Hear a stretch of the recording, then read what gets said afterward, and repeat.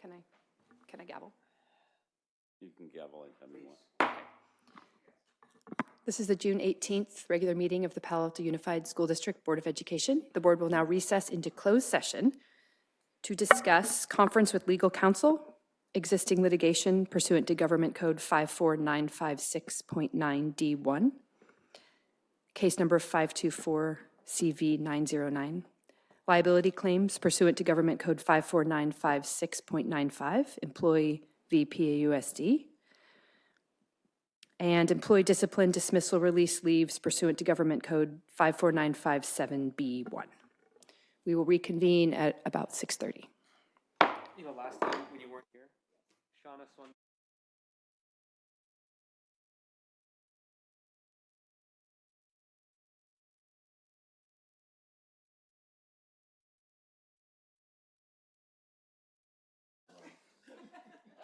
You guys remember? Jennifer remembers.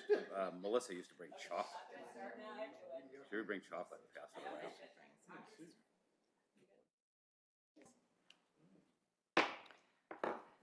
This is the June 18th, 2024 regular meeting of the Palo Alto Unified School District Board of Education. The board met in closed session and voted 5-0 to accept and approve the liability claim PAUSD LD.2324.001. Okay, can I get a motion to approve the agenda order? President Merrick, before you approve, staff would like to recommend pulling 5R. Then, in that case, can I get a motion to approve the agenda order minus 5R? I move that we approve the agenda order without 5R. Can I get a second? Second. Okay, any discussion? All right, we need to roll call. So let's start with Ms. DiBiase. Aye. Mr. Rob? Aye. Aye. Aye. Mr. Collins? Ms. Siegel? Aye. And I'm aye as well. Okay, agenda orders approved. Moving on to superintendent's report. All right, I only have a couple things for tonight for our last meeting of this year. First, City Manager Ed Shikata and I will be taking up Coverly negotiations over the summer. Council and school board have designated us to continue that work, and we expect to come back after the summer, probably in August, to pick up between the two bodies. But I think Mr. Shikata and I can make some additional progress, and we're both thankful for the work that's been done so far in those negotiations. We expect that will include potential purchase discussions and some discussions about the lease, which would expire not too far off. So we'll probably take a shot at both of those and have something for you when you return. Next, just as this is our last meeting for the year before we head off to summer, it's also the last meeting before two of our teammates here will not only head off for summer, but we'll hopefully never have another board meeting, right? Unless they choose to come pull cards, and if so, I have some districts I'd like to send you to pull those cards. This wouldn't be one. But I really want to just recognize and thank both Carolyn Chow, our CBO, and Ann Brown, our Assistant Superintendent, Ed Services Elementary, for the work that they put into their jobs, not only here. And I was telling Mr. Collins earlier, yesterday, I went to retirement for county superintendents. I think there were 4 that were retiring, and it's easy to look and see them as who they are in that moment. And it's easy to lose sight of the places that they had been from that very first job they ever took, that very first interview, wherever that might have been in whichever district, and how they moved up, and the people that they impacted and interacted with that you've never met. And with both of these two, their influence and impact while profound here, goes beyond here. And I want to recognize that and congratulate them both for careers they should be proud of. And then, you know, through this process at the retirement stage, you also get to see more into their lives when you get to see their families and attend some of the celebrations. And that just makes things make even more sense. And proud of both of you, and I know your families are too, and it's been awesome to have you here with us. We're going to miss you. That's all I have. Thank you. All right, well, we don't have any staff reports, so we're moving on to open forum. And we have one commenter, Stephen Davis.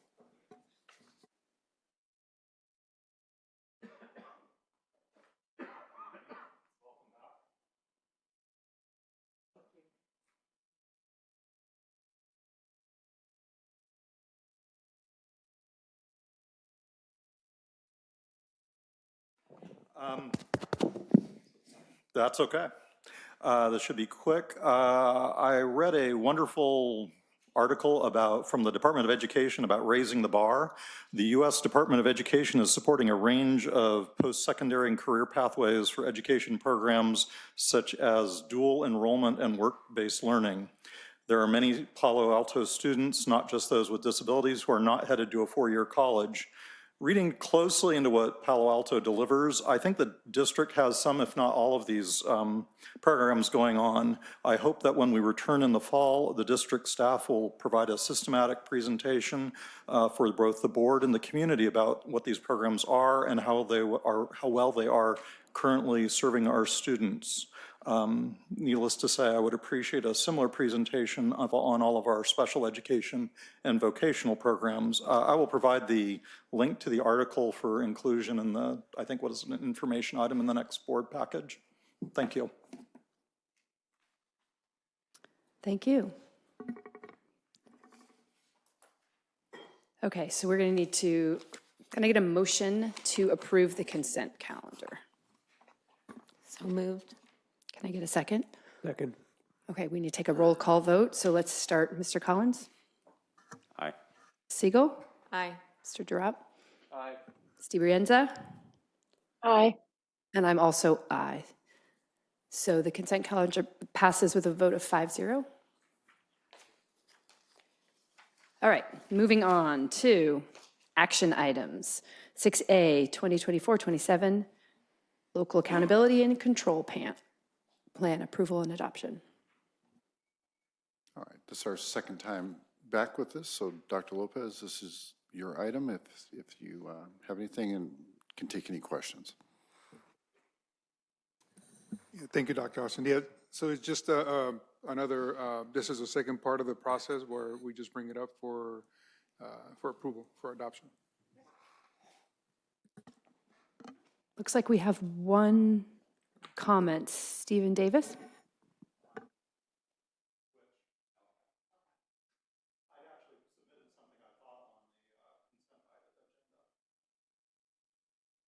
I'm sorry. Okay, why don't you come up and talk to both of them?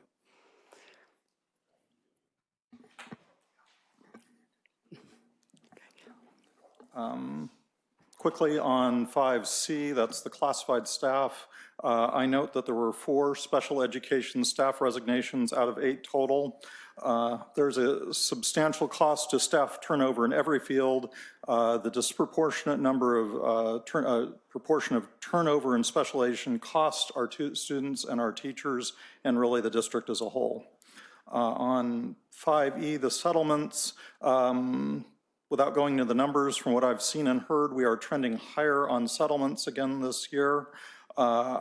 Reading as written in the board package in one of the items, there seems to be some personally identifiable information, initials of settlements, which I've not seen before. I don't know if those are initials, but I would ask that that be verified.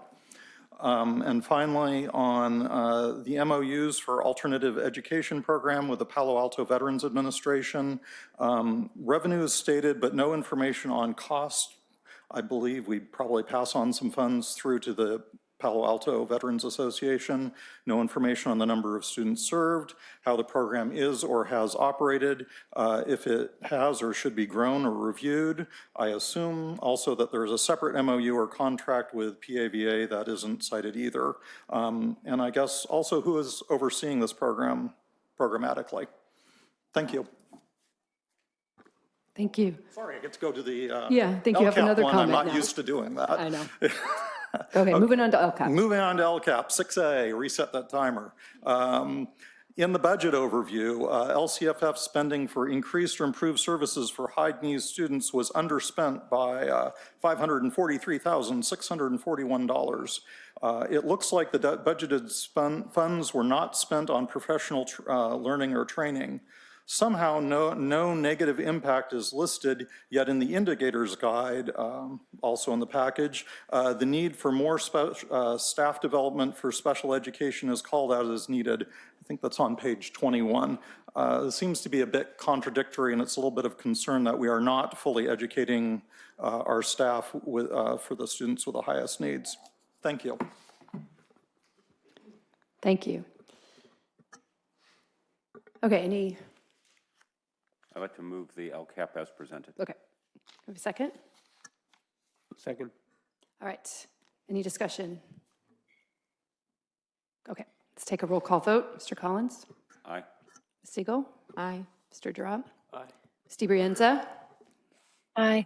And I'm an aye also. So the LCAP passes by a vote of 5-0. All right, moving on to the next item of our agenda. Proposed PAUSD budget for 2024-25. So similar to the LCAP, the budget comes before the board 2 times. Last board meeting was for the public hearing, and tonight is for approval. There's been no changes since the public hearing, so it is as presented at the last board meeting. And a little bittersweet as this is my last budget. Thank you. Okay, I don't see any public comments. So can I get a motion to approve the budget before we discuss? I move that we There was a lot adopt the budget, approve the resolution, and approve the 3 resolutions listed. Okay, can I get a second? Second. All right.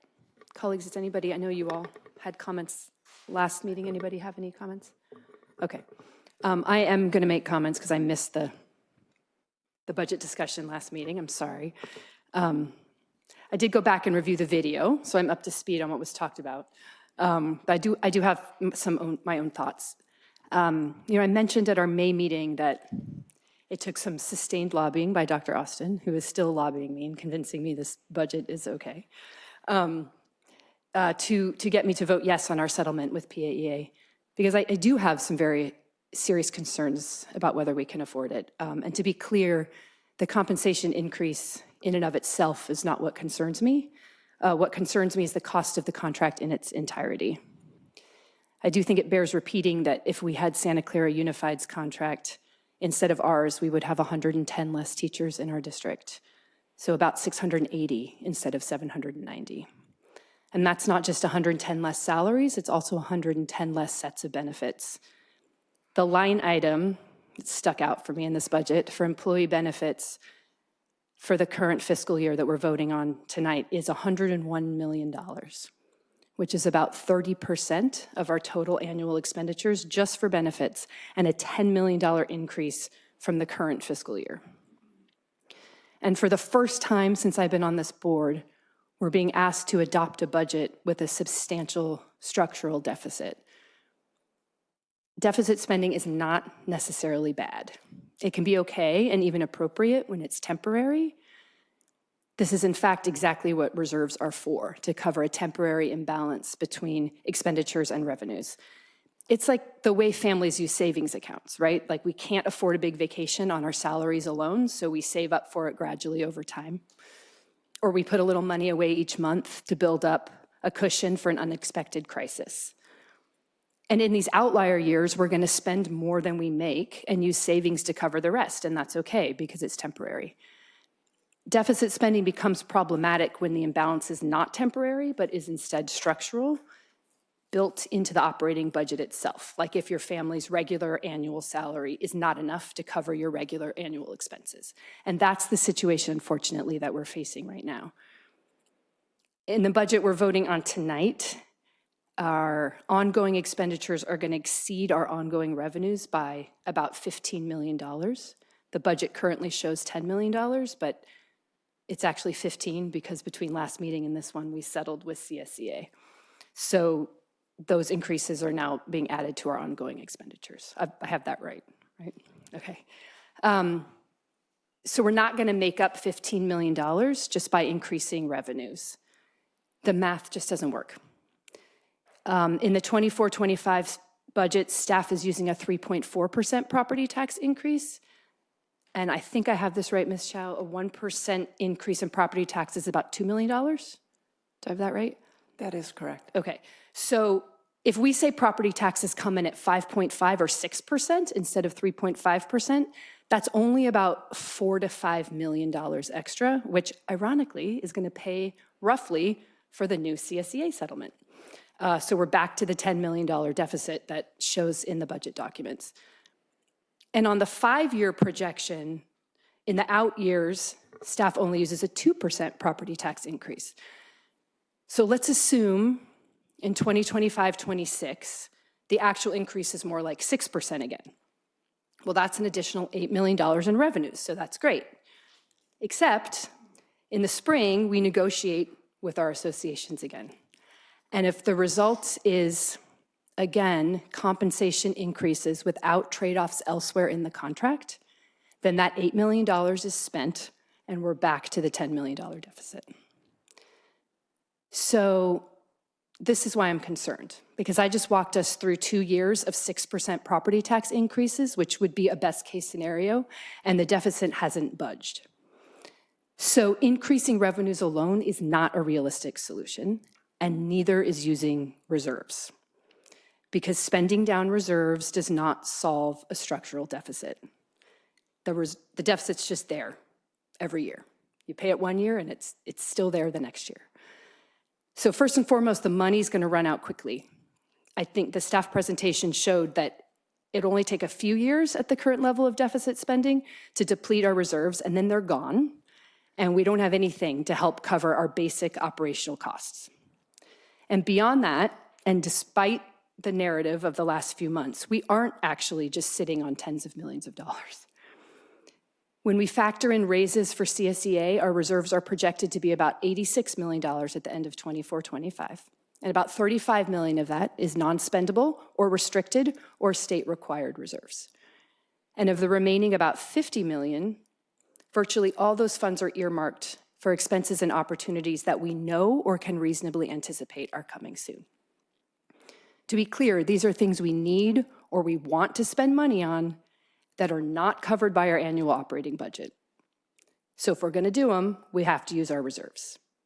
And we aren't going to be able to pay for them if we keep kicking down the can down the road and using the reserves to cover our deficit instead of fixing our structural problem. It's like just throwing good money after bad year after year.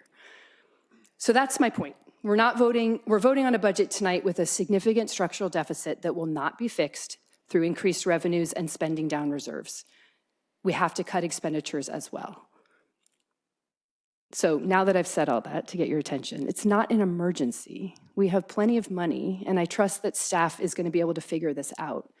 But there are hard decisions that must be made in the near future that do involve cuts that aren't just natural attrition. And in order to approve this budget, I need to know staff has a plan to address that structural deficit. So at last meeting, I was going to end my comments by asking you to present us with the plan. But I don't have to do that anymore because the next item on our agenda essentially directs you to do this. So I'm going to end here and move to a vote unless my colleagues have more comments. I would like to comment. Good. Go for it. Well, thank you. Thank you for those comments, which I've been looking forward to since the last meeting. So I appreciate your giving them with no less thoughtfulness and gusto than I anticipated. So I was really excited to hear them. I disagree with your assessment about our having a structural deficit. in fact, I think to be honest, the entire time I've been on the board, we've had a structural surplus, which is why when I entered the board, reserves were $30 million. And now, in the year just finished, they were 104 or 103. So we've had forecasts that showed negative, that showed red ink, that end up generally being overly conservative.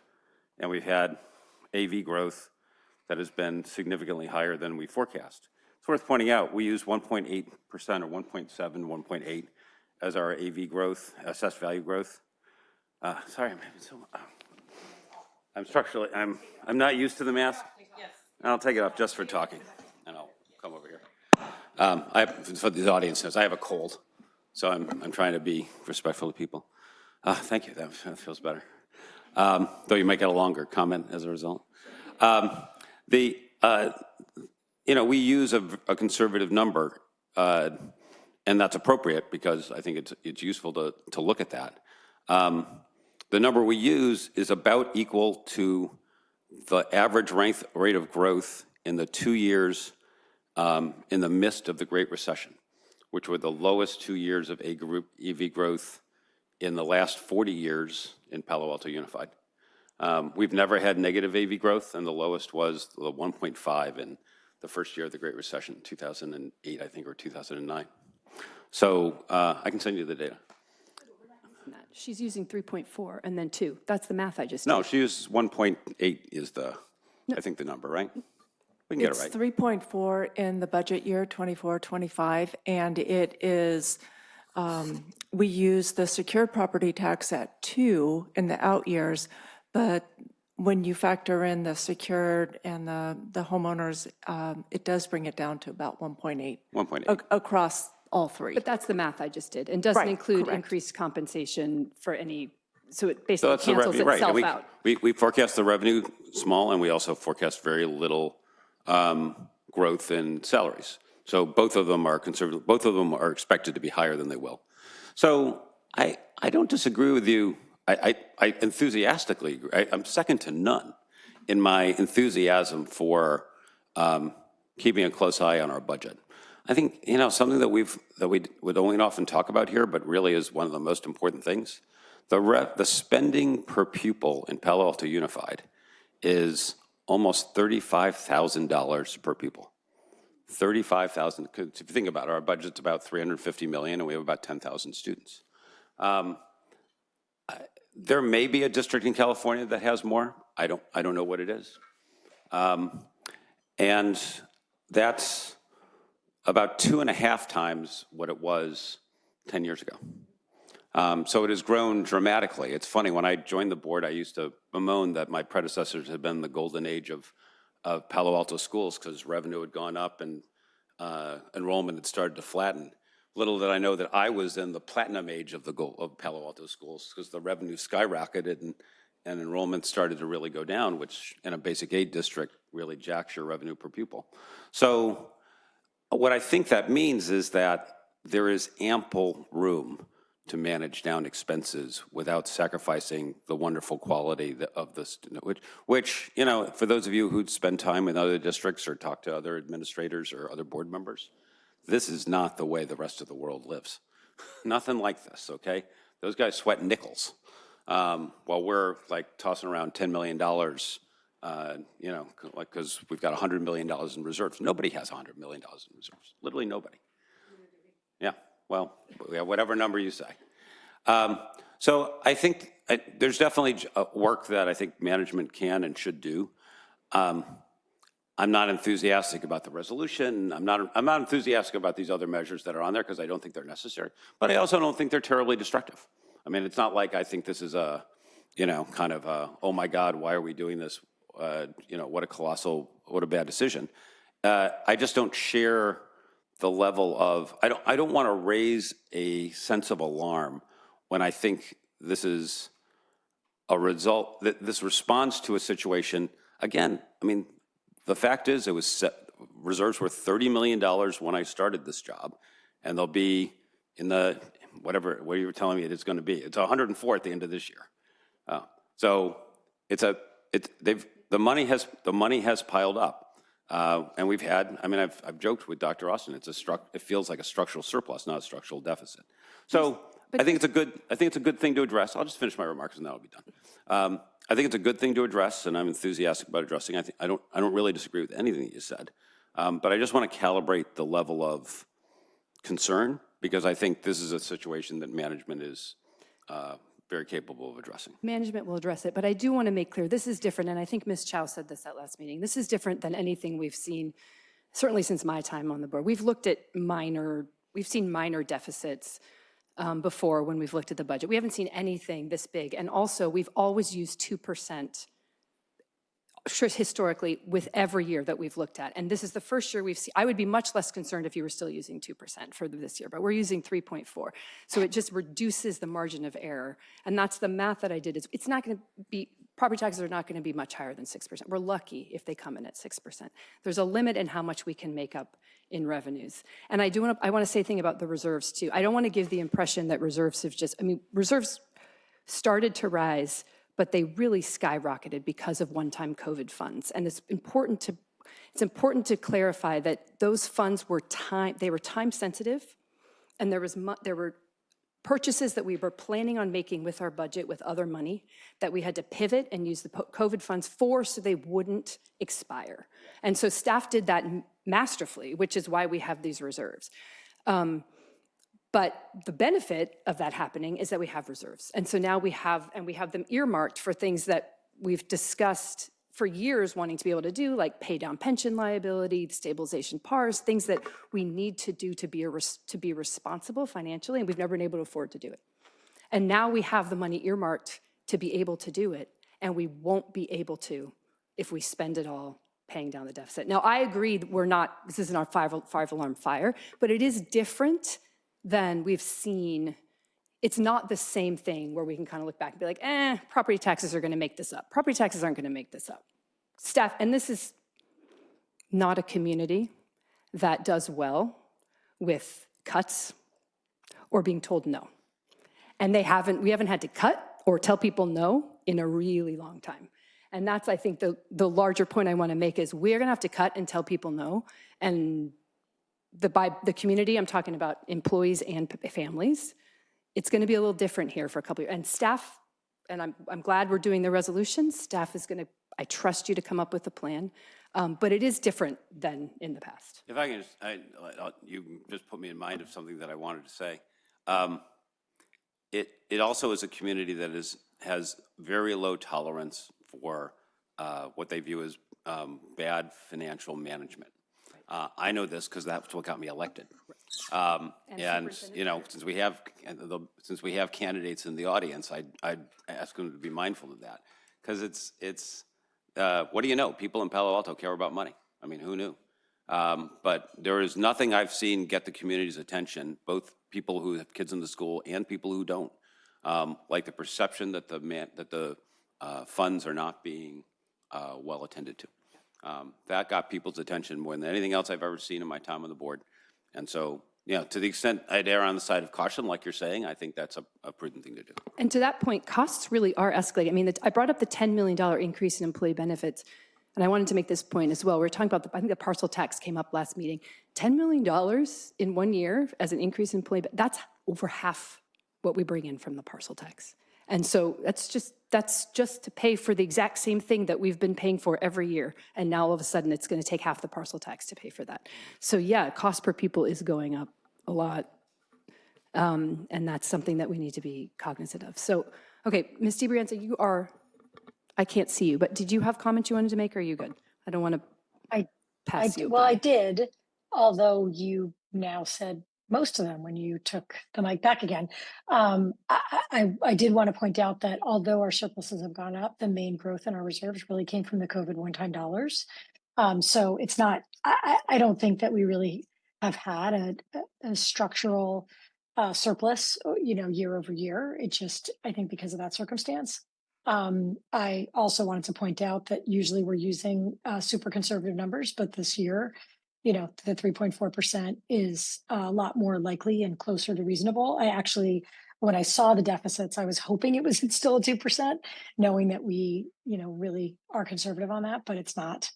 And I think there's nothing else you could call this but a structural deficit to be more than $10 million in the red year over year after year without counting any further pay raises in out years is very concerning. And within years, just on this chart alone, we will have used all of the reserves that we have available to us and still be in the red. So, while yes, it is not a 5-alarm fire right now, if we do nothing and stay the course over the next 4 years, yeah, I think to Mr. Collins' point, that would be very concerning to a lot of the community. I don't think that is a fiscally prudent way to spend the next 4 years. So I look forward to the next item and to seeing what staff comes up with in the next few months. Thank you. Okay. Did we have another public comment? We don't, right? Okay. All right. So now we got a motion because we discussed it. So now we're going to take the roll call vote. Mr. Collins. Aye. Siegel. Aye. Strop. Aye. Stibrienza. Aye. And I'm aye as well. So the motion passes by a vote of 5-0. And if I may, I just want to congratulate Ms. Chow on her final budget. Congratulations. She's really mad that it has red ink in it. She's like, darn it. Almost got through. All right. Okay, moving on to approval of a resolution 2023-24, addressing the structural deficit in the district's adopted budget. Thank you. We have one public comment. Mr. Davis.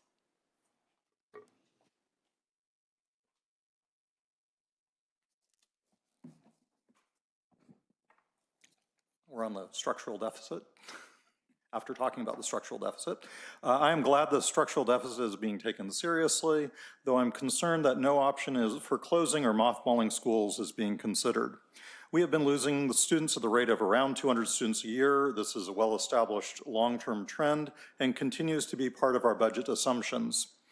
Closing or mothballing one or more elementary schools should result in operational cost savings, as well as direct improvement for services for existing students today, as some of the staff resources are split between multiple schools.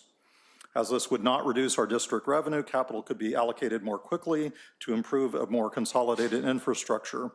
The district could also look at redrawing school assignment boundaries to better match staffing and students and reduce the need for portables and otherwise smooth usage of our school staff and infrastructure.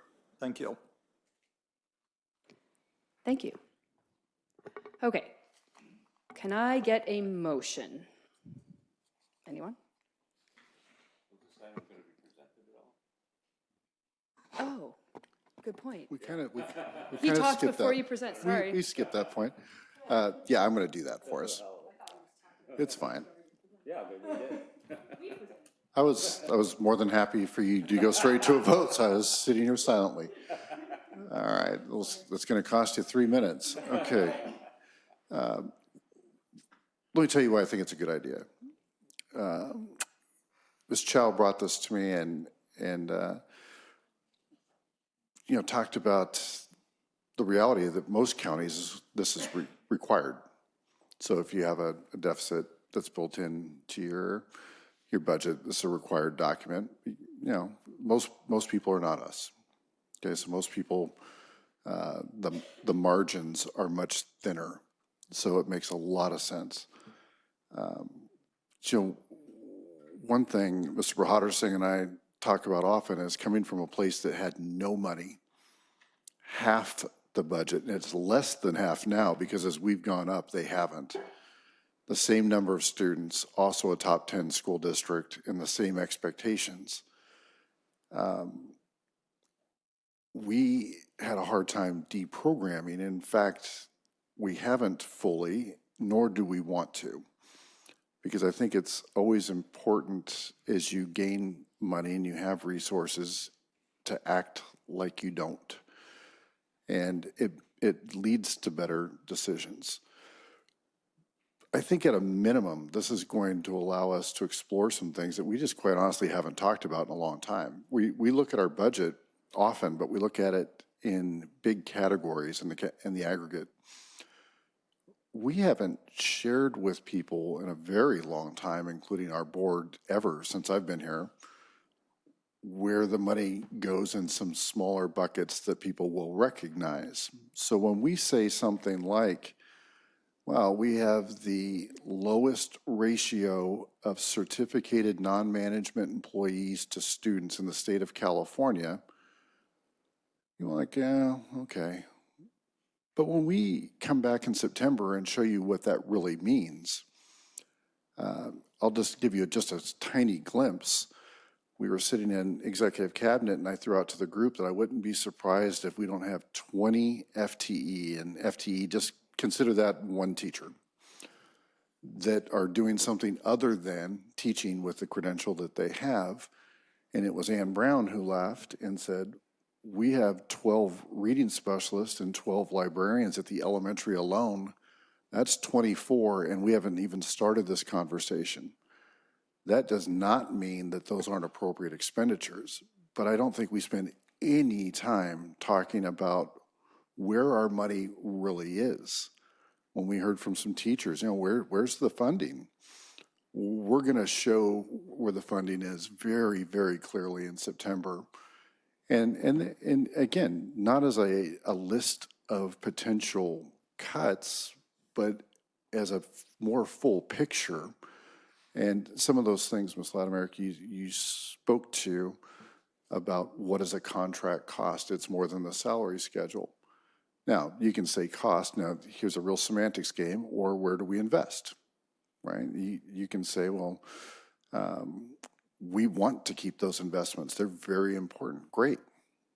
But I think not ever having a conversation about that is confusing to people and then feels defensive, and you throw out something that you think people can wrap their head around and they really can't. And then you think about it deeply, like why would they be able to? So we're going to come in and really go deep in some areas.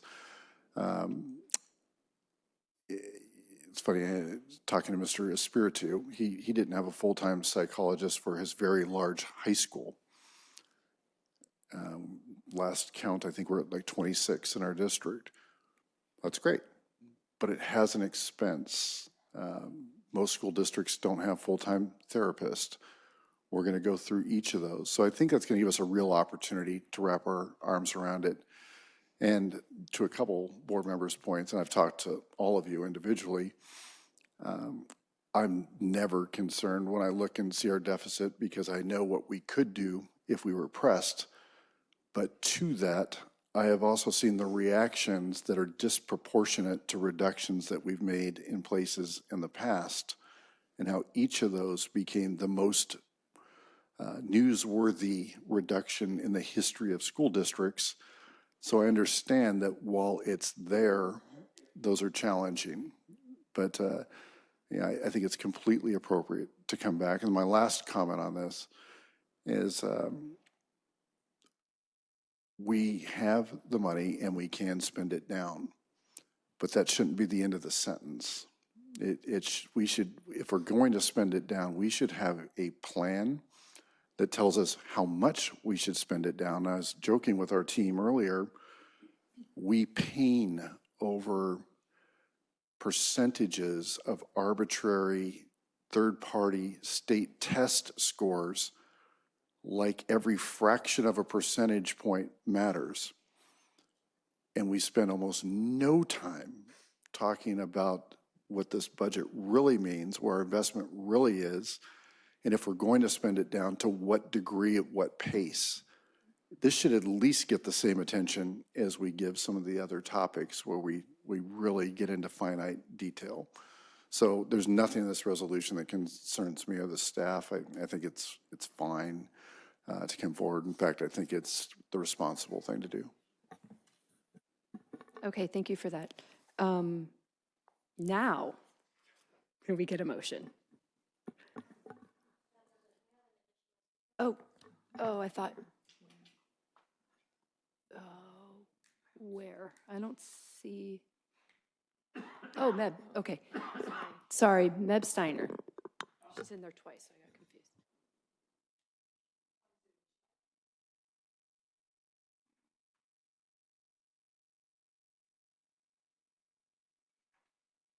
Good evening. This is Meb Steiner, president of CSEA. I just want to touch on this topic very briefly. There's a lot to unpack that's been presented both from the budget, the structural deficit, comments from board members and community. I think my biggest ask at this point in terms of thinking about this resolution and coming up with ideas and solutions and options, I really would welcome the opportunity to be at the table. And I really hope that we will include staff in the broadest sense, not just our staff at the district office and leadership to do that, to take sort of the charge on that, but really get input from folks on the ground. What's important? What's working? How could we tweak something? How can we creatively cut costs? I've often shared the idea of, a really well-trained aide paired with a teacher. You have two adults in the room at a fraction of the cost of two different classrooms. There's a lot of other programs and services that classified staff provide that are a tremendous benefit to our kids. Something as simple as giving students meals so that they can learn better influences the outcomes for our students. So lot of things to discuss and think about, and I appreciate the discussion, and I look forward to being an important piece of that discussion, and to also have the voices of our classified staff part of that discussion. Thank you so much. Thank you. So I'm going to ask for a motion. Dr. Austin, do we need to waive the two-meeting rule, or is the idea that we've talked about structural deficit to death at this point? I don't know if you said death Because this or to was death, to but death, either way. both. Yeah, either works. I do believe we have spoken about it quite a bit and the desire, but we have not talked about a resolution. Is there a harm to waive it? I think it's pretty much brand new, so. I think we should do a two-meeting rule, yeah. Okay. It's your call. Okay. So can I get a motion to waive the two-meeting rule? I move to waive the two-meeting rule. Okay. Can I get a second? I second. We have to roll call vote, guys, on this motion. So, Mr. Collins? No. No. Ms. Siegel? Aye. Mr. Drop? Aye. Ms. DiBrienta? Aye. Okay, and I'm aye. So the motion to waive the two-meeting rule passes 4-1. Okay, now can we get a motion to approve the resolution? I move we approve the resolution. Can I get a second? I second. Okay. So now we'll do a roll call vote. Mr. Collins? I have a comment on the. Wait, I have a comment. Oh, sorry. Sorry, moving too fast. Okay, let's comment. Mr. Collins first and then Ms. DiBrienta. Okay, Ms. DiBrienta, you too. Sure. I support this resolution. I'm glad that staff brought it forward. My one comment, which I think we sort of mention each time, but I just want to raise up in the be it further resolved with the 4 points. The first one is review and adjusting staff levels. And while that totally makes sense, I think you're right, Dr. Austin. I just want to remind that we have a parcel tax, and the community expects our class sizes to be low, and we're going to be looking to pass a parcel tax again in the future. So although we literally have the smallest class sizes in the state, in some ways they really, I think, need to stay that way or close to that way, so that we can continue to get the support of the community who has expressed a real interest in these class sizes. So of course, look at this, but I hope that when we consider right sizing, we're not thinking, wow, we could go so much higher, because I think that'll make it really hard to pass the parcel tax, and not what the community has expressed support for in the past. That's it. Okay, thank you. Who's next? Okay, we'll just start there and go down. Mr. Collins, go ahead. Thank you. Yeah, in addition, class sizes are also in our contract with PAEA. So we have limited flexibility there as well. On the resolution itself, it directs staff submit a detailed plan. Sorry, I lost the place where I said it. Proposed budget solutions. The plan should aim to balance the budget. I think that's the wrong goal. And we can change it here. I think it's going to be the same group of, this actually said, people have been talking about September. The resolution says December. Is there confusion about when we're going to present on this? Those are two separate things. We Okay. have a placeholder for a separate type presentation in September. Okay. I think the resolution says they'll give us the plan in December, Yes. right? Yeah. Yeah, they can do anything else they want before then. Right, yeah. And then the September, he's talking about a larger budget discussion. Okay, thank you for clarifying that. I think the only way to reduce our deficit, to reduce our reserves is to spend them, which means running a deficit. Santa Clara Unified, just by comparison, ran a $22 million deficit this year. They ran a 8-digit deficit last year. They ran a 7-digit deficit the year before, and they've reduced their reserves from about 95 million, and they're aiming to get it to 55 million. Sorry, take my thing off. I'm gasping for breath here. So I do think, there's an appropriate, I think the thing to do is, I know Dr. Austin knows this, and I'm sure most of the board members agree with it too, the thing to do is to figure out the right way to bleed them in and to have it be so that you have control of your situation, so you don't find yourself in a situation where all of a sudden you've got a large structural deficit and you don't have the funds. So you've got to, kind of get your hand on the controls. So I don't think it's necessary to change the language on this. I just wanted to clarify that I think my expectation is to get a plan, not to get to zero next year, because I don't think that's necessary or appropriate, but to get us to as they said with the Federal Reserve, to a soft landing from the position we're in to the position we're going to be in a few years. Thank you. Go ahead. I was just going to echo Dr. DeBrian's comment about the importance of keeping class size as well as the contract, which includes that as well. And just to say that I'm, as a newer board member, very excited to see the detailed presentation and look forward to that and look forward to hearing from staff ways that we can avoid the structural deficit. So thank you. Mr. Rapp? Thanks. I just want to emphasize that this year, more than other years, I think it's important to sort of throw a flag, because which is all I think we're doing here, is we're throwing a flag and we're saying, look, this is something that could become an issue, will become an issue if we continue in the path that we are this year. We continue spending this year with the amount we're getting this year, which is really important because next year, when we have a new board, we don't have continuity of board members. We have a new board, and we have various asks for money a year from now. Wherever those asks come from, everybody should know well in advance that we're not going to be in the same position next year as we were this year. And that, to me, is what this resolution does. One, it throws a flag for everybody, new board members, community members, anybody who is ever going to want money from the district, to say, hey, we need to relook at how we're going to do it in a different way than we did this year, and gives us runway to have a plan developed by the time we get there. So, yeah. Thank you. Steve Brienza? You have a comment? Sorry, I was muted. No, I don't have another comment. Thanks. Okay, thanks. I just want to clarify, this asks for a budget solution plan, and it does say we should aim to balance the budget, but it does not in any way say that has to happen in year one. And I think it does not in any way say that the plan has to mean 25, 26, the budget is balanced. Yeah, it doesn't say it has to happen in 1 year.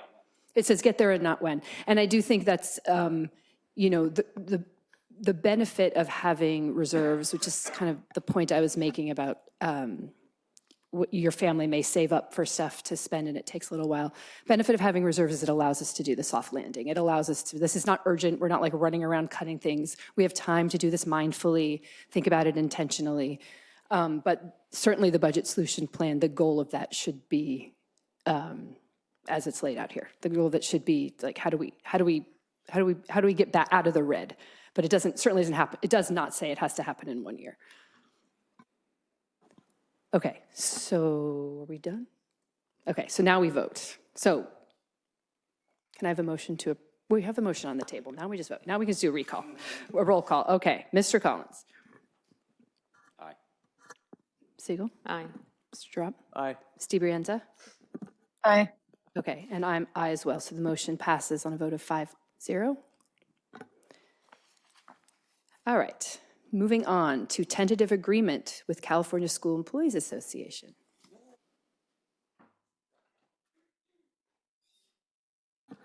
Yes, that would be mine.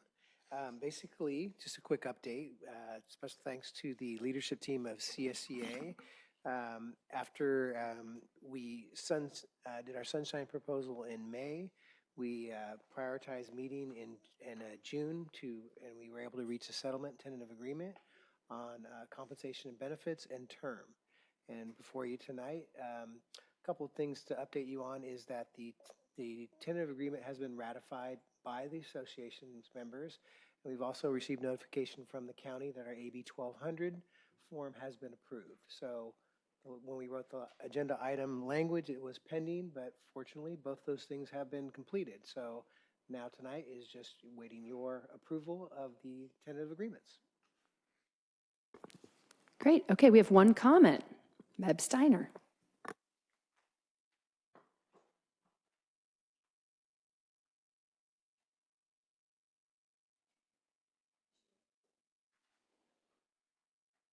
Vicki, is Meb there? Good evening. Once again, Meb Steiner, CSCA President. I just want to say thank you to the CSCA negotiations team and also to the district negotiations team, also Dr. Austin and the board, so that we could move this along very quickly. I spoke at length last time about, our priorities and the discussions that we've had, and I think those conversations helped us come to this settlement quickly after sunshining in May. It is great news for our membership. They will be getting the agreement for the 2023-24 school year, which will be a retroactive pay in June.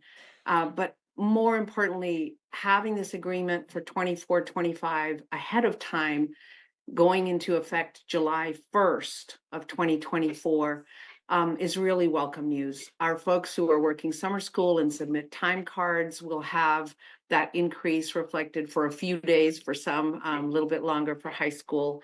For our 12-month employees, they enter the year with their new salary schedule. And that's just a very, very positive outcome.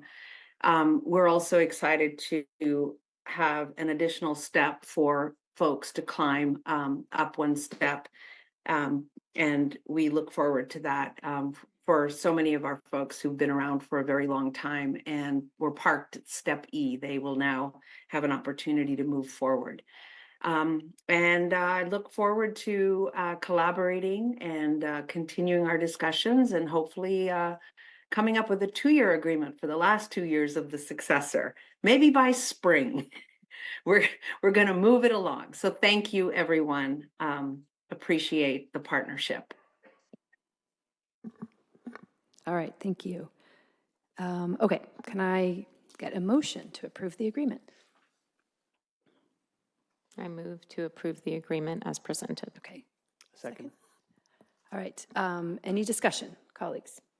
No? Okay, roll call vote. Mr. Collins? Aye. Siegel? Aye. Mr. Drop? Aye. Ms. DiBrienza? Aye. And I am aye as well, so it passes by a vote of 5-0. All right, moving on to 2024-25 salary schedule for non-represented group supervisory confidential personnel. Okay, this is similar to our supervisor confidentially non-represented group that traditionally have aligned to the settlements that we have had with our CSCA group.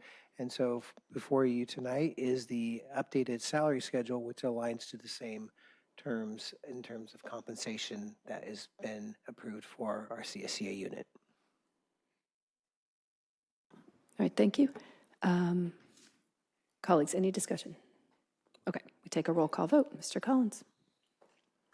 Do we need a, Do we need to No, make a let me make a motion first. tell you what, I'll motion. I motion we approve as presented. Okay, second? second. All right, now we'll take a roll call vote. Mr. Collins? Aye. Siegel? Aye. Mr. Drop? Aye. Ms. DiBrienza? Aye. And I'm aye as well, so it passes by a vote of 5-0. All right, next up, approval of master planning consultant's request for qualifications.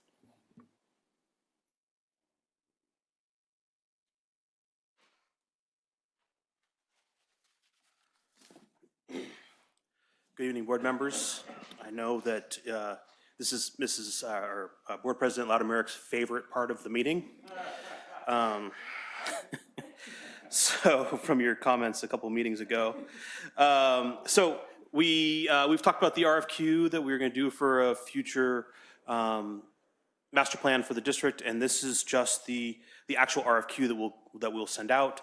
We're including here for approval for in case there's any comments or additions or subtractions or whatnot. It's that the board members have. We've reviewed this with the property committee, went through with them, but it's generally a very comprehensive master plan request. And as part of our review, we looked at several other master plans that have been done and kind of looked at those as well to identify this scope. All right, I'm going to have, should we just have him go through everything and then we'll do all the motions at once? Because I'm going to completely get confused if we don't. Okay. Well, we'll have to make like 18 motions before we get to that. Okay, all right, yes, we will. All right, let's go to G, Okay. authorization to award a contract for demo. So with the direction from the board to proceed with the green project, we were able to streamline and get the demolition done or get it bid, and this would be awarded the demolition so we can get the demolition work done this summer. So we had good bid coverage. All the numbers were actually pretty close, and so this is $516,000 to demo the buildings this summer. And fingers crossed, we will, if we don't run into any hiccups, we will actually get the bulk of everything demolished and removed before the students come back. So all the dusty, noisy, loud work will get done in the summer still. You want to just keep on going here? Yep. So item H is request, authorization for authorization 5 for amendment 4 to the facilities lease for Hoover Elementary. Yes. So we are continuing to work through the Hoover prices sort of in real time as we're rolling in construction. This and as my write-up was here indicated here, that normally we bring actually the contract amendment. In this case, we're doing it slightly different. We're asking for authorization for the expenditure as we're still working out some of these prices, but this represents the scope that we're going to do this summer. And so we will come back to ratify the actual contract language, which is usually just a one-page modification to the contract and attachment of their proposal that we included here. It may change, the number may go down or may get reallocated in different buckets as we're trying to work through. They're working with their subs and really scrubbing the numbers to try to get the best possible pricing for it. And so this is a total of just shy of $6 million for this sort of summer period. All right, and then item I, authorization to reject all bids, rebid, and award a contract for new perimeter fencing at Walter Hayes. Yes, and so similar to one of the items on consent, which was to give authorization for contracts up to $200,000, this was one that we actually knew about and identified. We bid it once, and we had some bids that were incomplete, that were under the $200,000 limit, but the only complete ones are over, so we were rejecting all bids. And we actually got the bids in today on the rebid. 3 of the bids were under 200 and 1 was over. So we will be able to proceed with this work for under $200,000 with this authorization. Okay, so let's go back, and I'm sure I'm going to mess this up, but I'm going to do my best. We're going to go back to F. Could I get a motion to approve the master planning consultant's request for qualifications? So moved, but I and get- I have a comment when you. Yeah.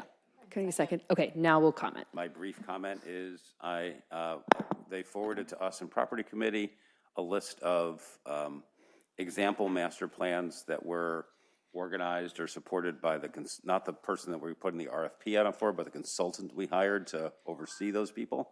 And since I would say that we've never had a master plan that really did much for me, I'm looking forward to reading those. That's part of my summer reading list. And so I asked Vicki just now to forward it to the full board.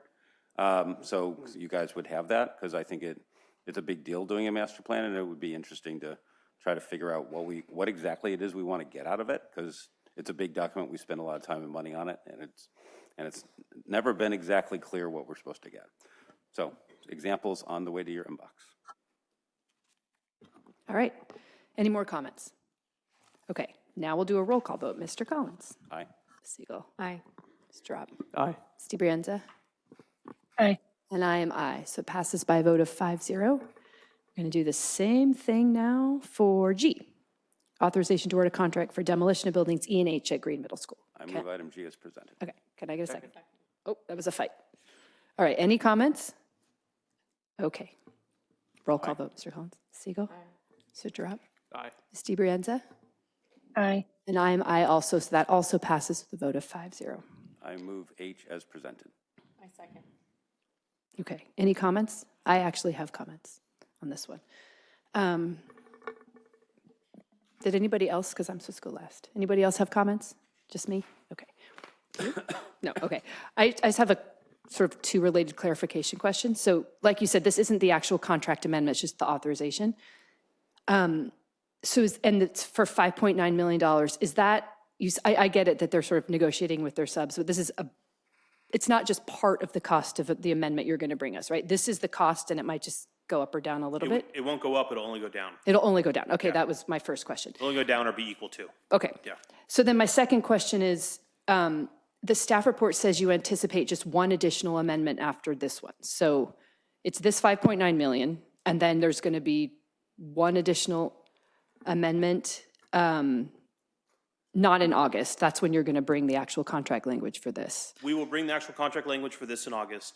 The next, hopefully the last and final amendment will either be August or potentially the next board meeting after that in September. They have all their numbers in, they're scrubbing them, they're going through them. So we're close, we just didn't want to rush it. In fact, we had a very long meeting today going through some of their numbers with them this morning. As we indicated in here, we were running it at 12% over, we're down to 8% over. So actually we made really good progress with the work they've been doing. So we're still working on those numbers, and our goal would be to bring the final GMP that has the whole cost in August. So we'll have the full cost of Hoover before us in the fall. All right, great, thank you. Okay, that was my last comment. So now we can roll call. Mr. Collins. Aye. Siegel. Aye. Mr. Drop. Aye. Steve Brienza. Aye. Okay, I am aye also, so that passes with a vote of 5-0. And now I move I as presented. Okay. Second. All right, let's roll call vote. Aye. Anyone want? Aye. Aye. Steve Brienza? Aye. And I'm aye also. Also passes with a vote of 5-0. Okay, thank you, very Mr. much. Holmes. The Mr. Holmes part of the show is over. And Mr. Holmes, I hope has a very good summer because I know how busy it's going to be. So Yeah. enjoy. Everybody should bring him cookies during the summer. Okay, moving on to our last action item, memorandum of understanding between PAUSD and Dreamcatchers. We have a staff Thank you, presentation. that's me. The item before you is the MOU between the district and Dreamcatchers. And as most of you know, Dreamcatchers has been a very long-term partner of ours. And you need only Google Dreamcatchers to see the impact that they are having on many of the families that they serve. The contract that you have before you highlights a few changes that I think are important to point out. One is that we officially decoupled the DC program, the Dreamcatchers program, from our ELOP program because we understood that that was causing some confusion. This decoupling is aimed to really delineate those two programs and protect the core Dreamcatchers program should there be any shifts in our ELOP program moving forward, as we don't know how funding plays out in the future for ELOP. We also clarified the annual funding model. Historically, we have supported DC at the rate of about $45,000. We've increased that rate significantly over the last 3 years to a base of about $125,000. And the proposed MOU also establishes some additional funding to help support the bubble of kids that resulted from this brand new ELOP program. So overall, the total compensation in this particular MOU is $150,000 for this school year, and we are just asking the board to approve that so we can continue our strong partnership with Dreamcatchers. Thank you. And we have a number of comments. So let's take, it looks like more than 10. So this is going to be 1.5 minutes each. All right, so let's start with, sorry, my eyes. Juana Sandoval, Alejandra Garcia, and Stephen Davis.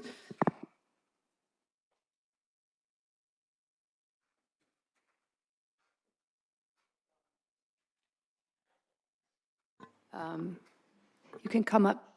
You guys making your way up here? Okay. You took the scenic route.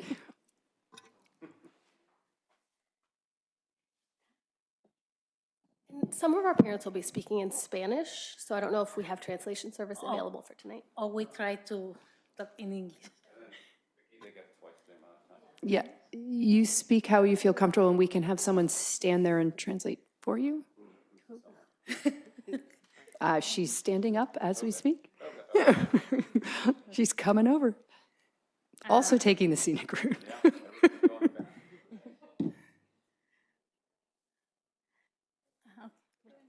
Let's give these guys 3 minutes each then. Okay. Les doy las gracias por apoyar el programa Dreamcatchers. Este es un programa el cual a mi hijo lo ha beneficiado. Ay, estoy nerviosa. Porque le ayuda a tareas con las cosas de aprendizaje, las cuales yo no puedo ayudar. Y tiene personas con las cuales ellos se sienten confortables y los ayudan para superar grados. Muchas gracias una vez más. Déjame un segundito. Okay. ¿Tu nombre otra vez? Juana. Señora Juana is really thankful for the support that her child has received through Dreamcatchers. They have really supported him or her with not only homework, but also in navigating everything related to learning in our school system. And these are areas that she herself cannot support her own child. So the Dreamcatchers has made the learning process and schooling easier and more comfortable for her student and her family, and she hopes that you continue to support the program. Thank you. Alejandra, Stephen Davis, and then Abin Rabar. Buenas tardes, mi nombre es Alejandra. Muchas gracias al distrito por el apoyo que nos dan con Dreamcatcher. Igualmente a mi niña le ayudan mucho con la tarea. Estamos muy contentos con el programa. And Senora Alejandra, same sentiments, very thankful for the program and the support that Dreamcatcher staff offers her family and has really supported her child with homework and all areas of learning. And so really thanks you for supporting and offering the program to her family. Thank you. Stephen Davis, and then Abin Rabar and Farin Raisi. As described, Dreamcatchers is a free after-school tutoring, enrichment, and mentoring program for socioeconomically disadvantaged Palo Alto Middle School students. It also serves as a sustained service learning organization for Palo Alto High School students.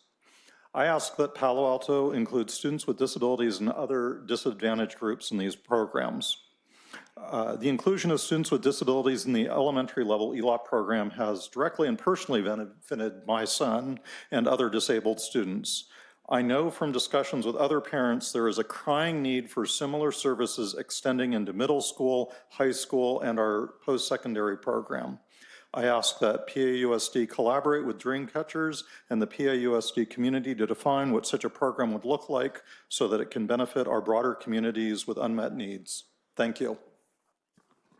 Thank you. Abin, Farin, and then Cameron Holman. Good evening. I went through Palo Alto School District from Fairmeadow to JLS to Gunn, and my kids have been able to do that too. I have a son that has palsy. Sorry. Okay. And Dreamcatchers has been just a wonderful program.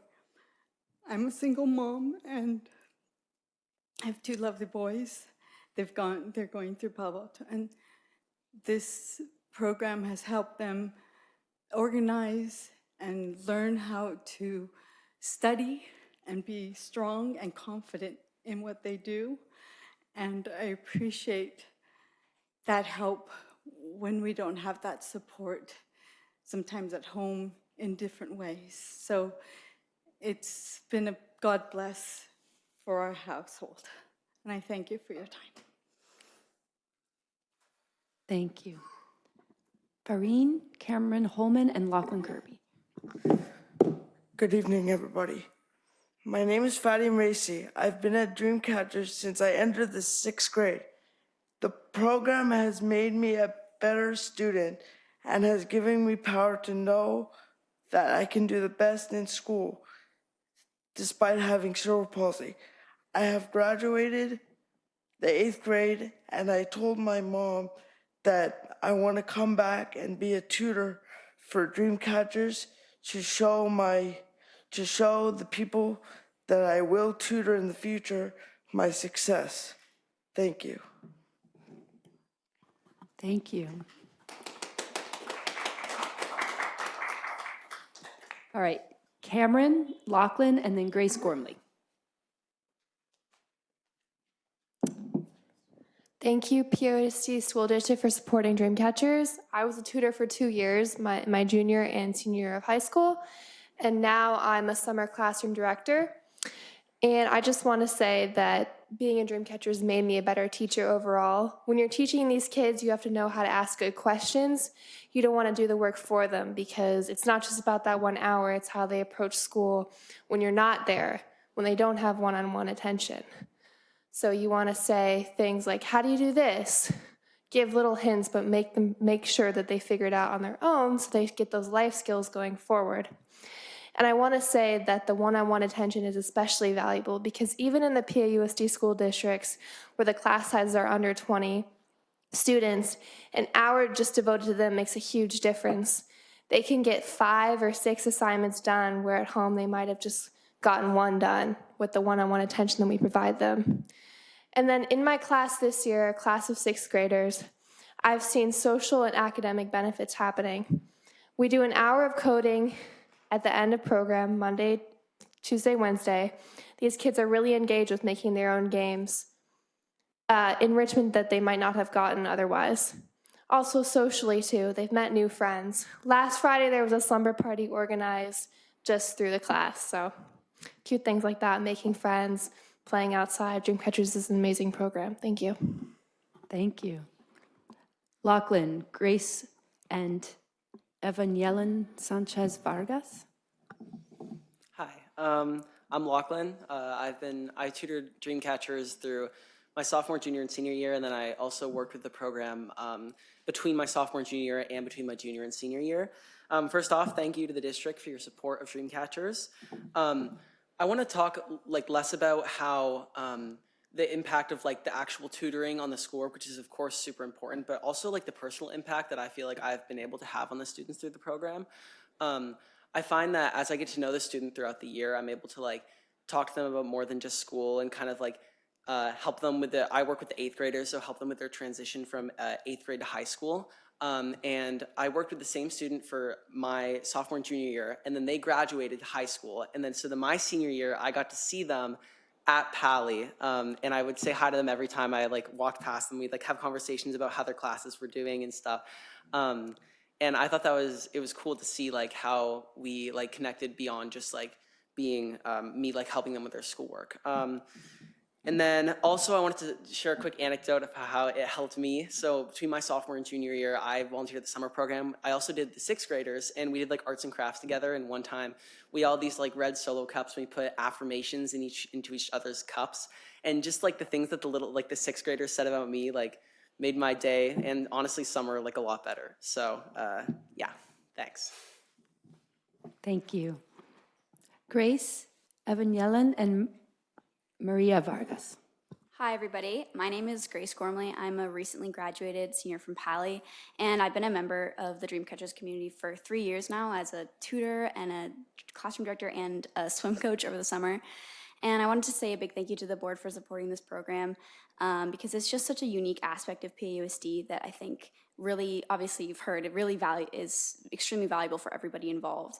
And one aspect that I wanted to touch on today is the fact that Dreamcatchers provides a community that lasts so much longer than just when you're in the classroom with your student, just for the years that you participate. I've noticed that tons and tons of students have come back to help support Dreamcatchers even after they graduate high school. Like, for example, myself and 2 other students who are friends of mine who were Dreamcatchers tutors helped write curriculum and provide tutors and like help support the curriculum during the summer program. And even after we graduated and these programs were, at risk of being dropped, more students stepped up to take over them because the Dreamcatchers community is so powerful and important to people that they want to continue coming back and giving back to it. And I think that that's something very unique at PAUSD is the fact that people want to come back to Dreamcatchers to support it because it means so much to them. And that's something very unique in this district, and that's why I think it's so valuable that we continue to support Dreamcatchers, and I'm grateful that we continue to do so. Thank you. Thank you. Evan Yellen, Maria Vargas, and Angela Sanchez Vargas.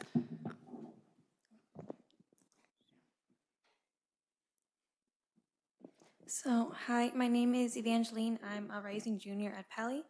I've been a part of Dreamcatchers for the last 5 years. I've been a part of the program as both a student and a tutor, and I'm actually volunteering right now as the summer. This program has impacted me tremendously when I was a student, especially because it helped me to work on making connections with new people, as that has always been a great struggle of mine.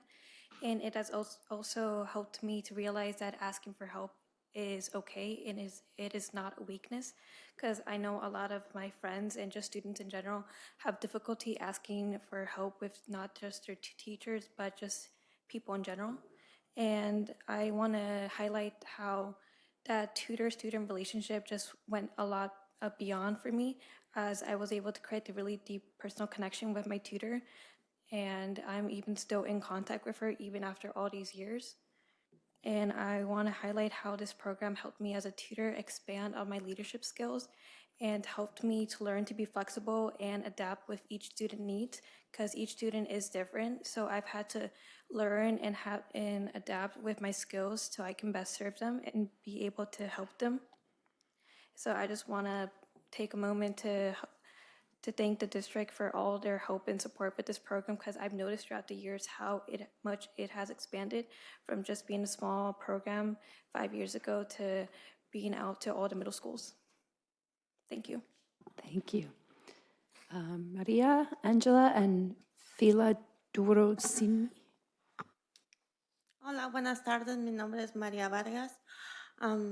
Como inmigrante y estar empezando con mi hija en middle school, la mera verdad que yo no sabía cómo ayudar en sus tareas. El idioma era muy complicado para mí.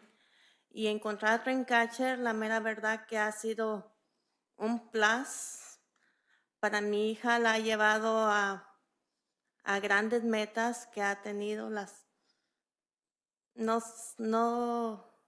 La mera verdad no sé cómo agradecer el programa y que están ayudando a mi otra hija también. Uno como inmigrante, el idioma es una barrera para comunicarse después de escuela, y ellos han sido esa herramienta que yo he encontrado y me ha tenido de pie con ellas. Muchísimas gracias por el soporte que le puedan dar a este programa.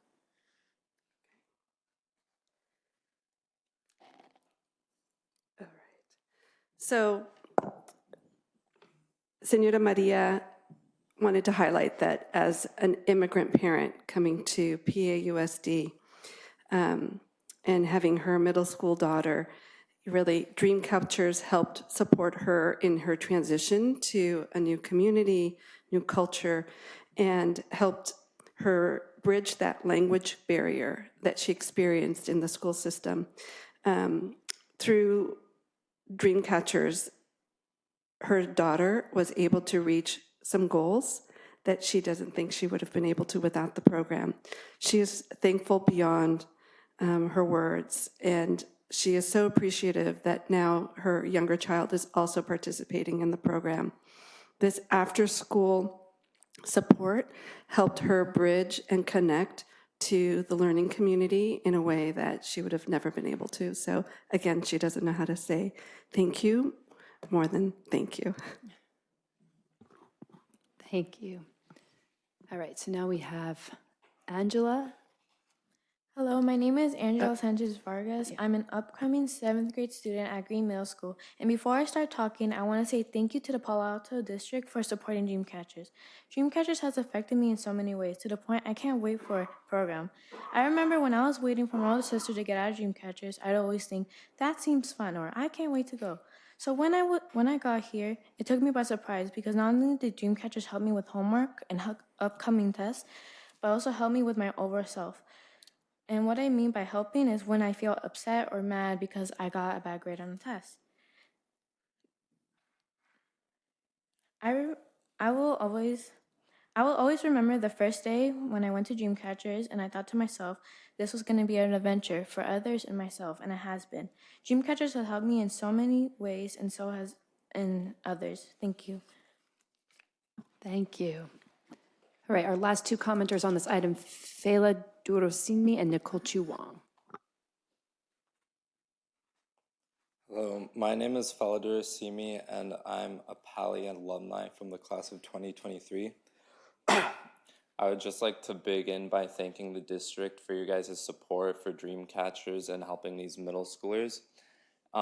Beyond just teaching me as a tutor valuable skills with working with younger children and responsibility, I think one of the most important things that I learned myself from my students is to never give up and have that drive and understanding that if I really put my mind to anything, whether it's academic or something professional, I'm able to achieve it. And I think what has also been very valuable to me is being able to convey that understanding into the students, as many of them will come to me saying, oh, I'm bad at school, I can't do math, like this isn't the place for me. But when you really sit them down and are able to speak to them and show them that they are capable of doing anything that they put their mind to, that is one of the most valuable skills that they can have for life within middle school, high school, and navigating the future of their careers and their families. And I think that this is something that can really be only attained through having these one-on-one connections with students in spaces like Dreamcatchers. Thank you very much. Thank you. Nicole Chu Wong. Good evening. My name is Nicole Chu Wong, and I'm the Executive Director of Dreamcatchers. First, I'd like to thank all of our families and our students and our amazing community at Dreamcatchers that makes us who we are. I wanted to say that what started in 2008, when a middle school parent in PAUSD found that there was no free tutoring or homework help for her son who was struggling, started with 15 students. They went to Pali for individual homework help with a tutor from Stanford. Over the years, in 2016, it grew to 70 students and 2 days a week. In 2022-23, we served 160 students. And this last year, we served almost 200 middle school students in PAUSD and provided a sustained service learning opportunity for 187 PAUSD high school students. Despite this growth, we've really received 2 substantial budget bumps in our funding from the district. So we have done a lot with a little. Dreamcatchers is executing a mission to provide socioeconomically disadvantaged middle school students in PAUSD with the same critical beyond the classroom support as their well-resourced peers. This beyond the classroom support includes targeted individualized academic support with a focus on literacy and math. 81% of our students feel that they increased their understanding of math, and 97% of our students said that they got help that they couldn't get at home. We provide parents and families with parent education, resources, and opportunities, social emotional learning curriculum with a focus on mental health and wellness. 82% of our students said that they learned to love themselves more as a result. Thank you. Email us the rest of your comment.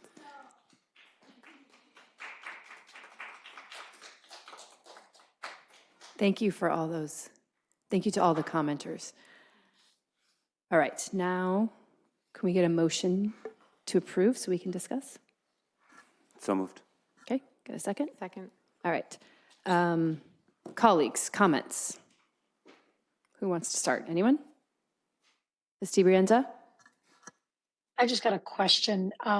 Ms. Conaway mentioned sort of separating out the ELOP with the rest of the Dreamcatchers contract, and I wanted to better understand that. Does that mean that they're not getting ELOP funding anymore, or does that mean that in April we approved the ELOP funding and this is separate funding and you're just trying to keep them in 2 separate buckets? Can you help me understand that? Right, sure. The ELOP MOU has already been passed, and that contract comes in with a per pupil rate. Separated out is the DC Core program, which is funded at now a higher rate than we've actually done in the past. So in addition to the $150 that Dreamcatchers will be receiving for the upcoming school year, they will also receive an amount for every single individual who is participating in the 6th grade ELOP program. Did that answer your question? Yeah, it does. Thank you. Okay, I had the same question, so you've answered it. Thank you. Anybody? Okay, we're ready for a roll call vote here. Mr. Collins. Aye. Siegel. Aye. Strupp. Aye. Ms. DiBrienza. Aye. And I'm aye as well. So it passes by a vote of 5-0. All right, moving on to Thank you, everyone, for coming and sticking through our riveting discussion about structural deficit.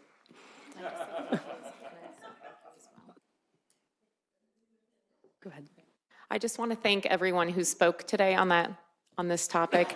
I still get, scared speaking up here, and so it takes so much courage to come, and I just want to say thank you to the student speaker, thank you to the parents, thank you to the community, thank you to the director. Thanks, everyone. All right, moving on to discussion items. Year 3, Every Student Reads Initiative, Progress Indicator 3, update. All right, good evening, board. Tonight, we will share the results of Progress Indicator number 3 for our 3rd year of the Every Student Reads Initiative. As a reminder, the goal approved by the board this year was to see a 3% increase in the percentage of students reading on or above grade level on the end of the year iReady diagnostic reading assessment. As you will see, only one group of students met the targeted 3% increase. While disappointing, the results have only motivated us to determine the next step for our students by diving deeper into the data. So please take a moment to look at this slide, which shows the 5 domains of reading performance data for our 3rd grade ESRI students. The left side represents students reading at or above grade level, and the right side is data for the group who is not yet reading at grade level. So what stands out? What do you notice? We will show you the slide again with more context later in our presentation. I'd like to turn this over to Ms. Reynolds to continue. Thank you, Ms. Brown. Good evening, Dr. Austin. Good evening, board members. I appreciate the opportunity to share the results of our Progress Indicator 3 goal. This table shows the fall and spring results of students reading at or above grade level, the end-of-year grade level standards, beginning in August 2022, our first year implementing the iReady reading diagnostic assessment. We can see the percentage point increase from fall to spring for both years and the percentage point fluctuation of each Every Student Reads Initiative group over the past 2 years. Here we can view year 2 results for each group, a double-digit increase for Pacific Islander students, a decrease for socioeconomically disadvantaged students, and stability for all other groups.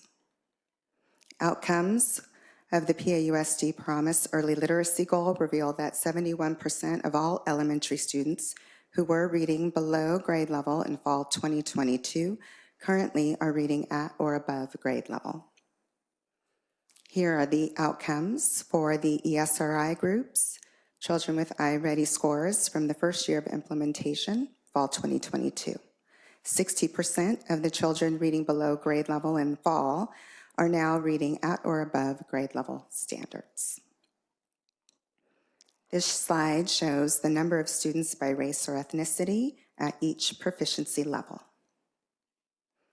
Our partners at Curriculum and Associates provided us with the median growth of all elementary students by each grade level and proficiency level.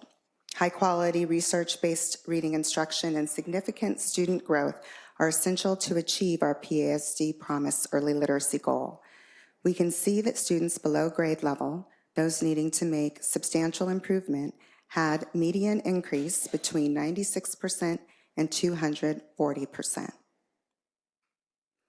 As we move into year 4 of the Every Student Reads initiative and the PAUSD promise, early literacy goal, our system must evolve to meet our ambitious goals.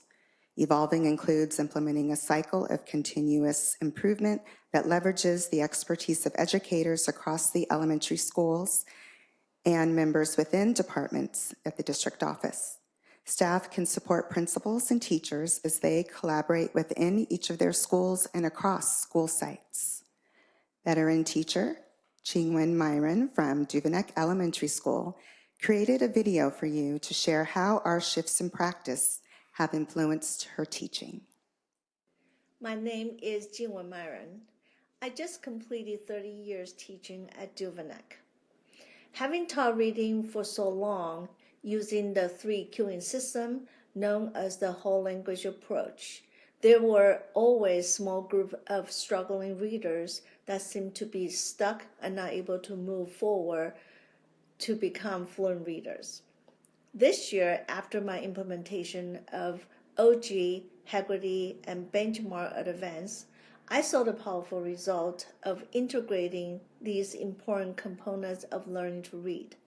The combination of all 3 programs is great at supporting fluent readers with their comprehension skills. And they also help the struggling readers to make sense of letter and sound relationships, build their phonemic awareness, and practice their reading skills using the decodable books.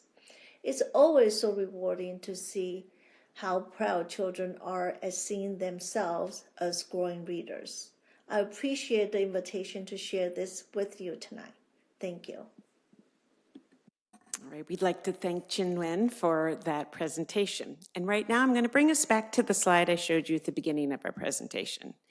As a district, we've implemented global changes in the teaching of reading. As Chingwen shared, the training in OG, Haggerty, and the new curriculum benchmark have teachers teaching the skills needed to be proficient readers in the 5 domains. So our work must now evolve from the global district-wide changes to site and classroom. So this slide represents data that at the district level, but this could also represent, this could be a school, this could be a classroom, and this could be 2 students.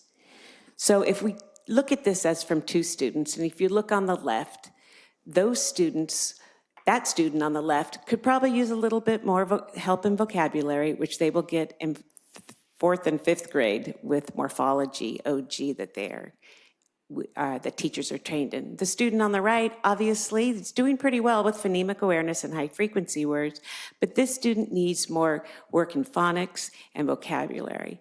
And all the top 4 domains impact overall comprehension.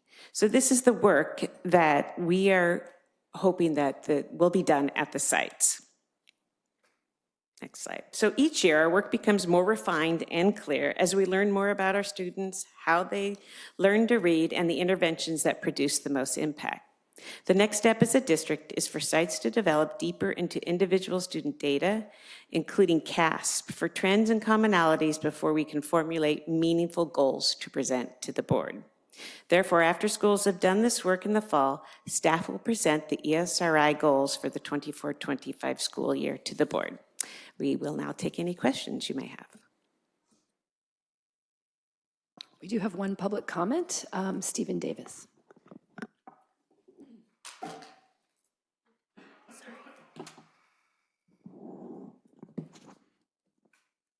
I think actually I'm going to not be the bad cop for a change. It's nice. Thank you for actually choosing to focus on where the challenges have been.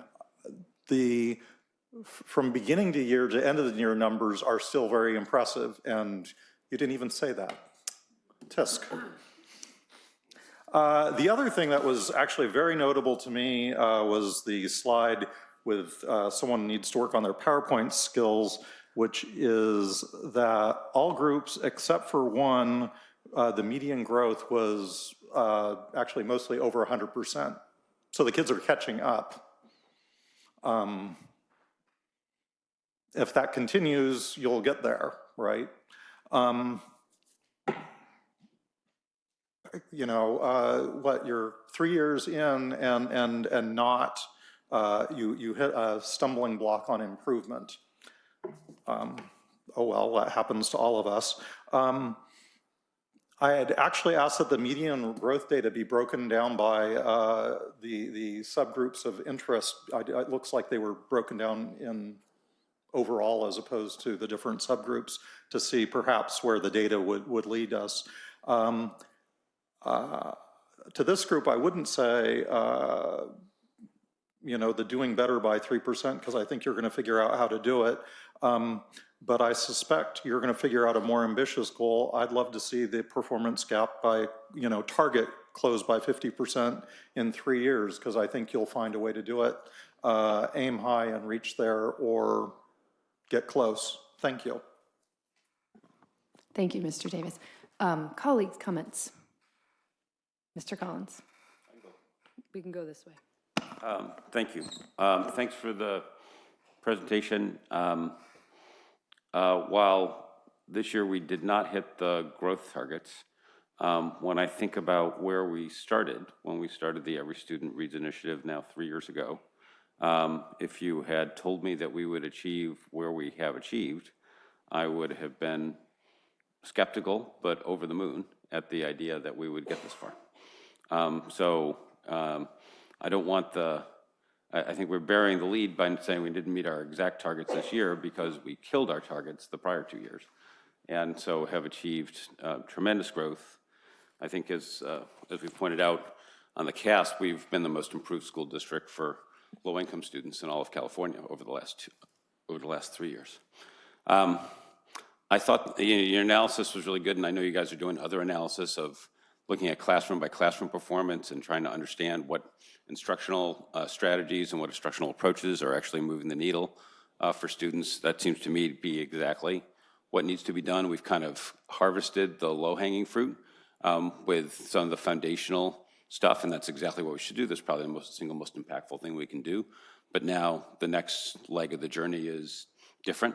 I won't say it's harder, it's just different. We have to find these other components. And as you pointed out, and I know it's well understood in the reading community, in addition to the foundational skills part, which we've addressed very directly and seem to address well, there's the, what they call the background knowledge and comprehension piece, which shows up in your vocabulary.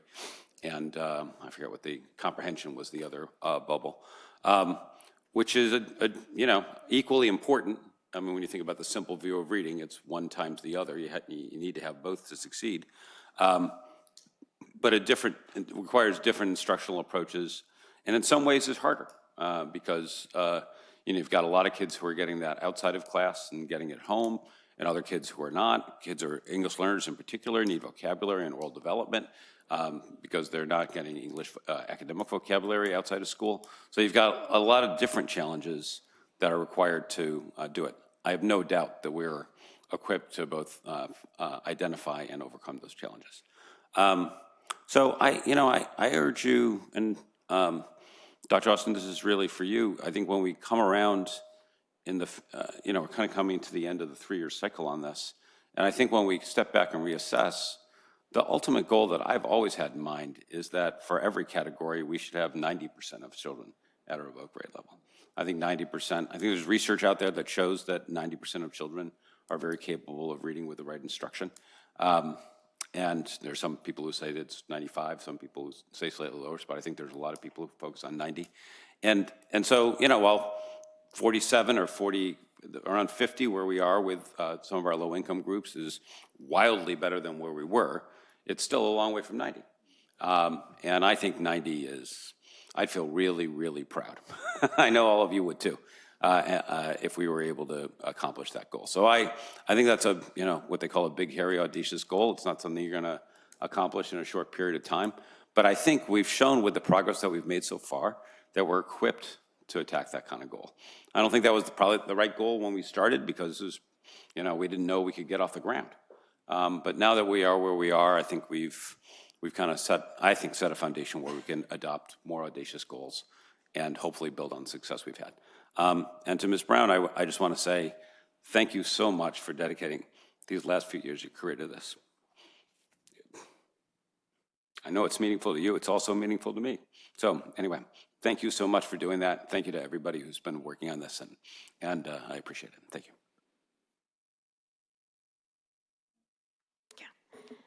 Thank you for the presentation and for your work on reading.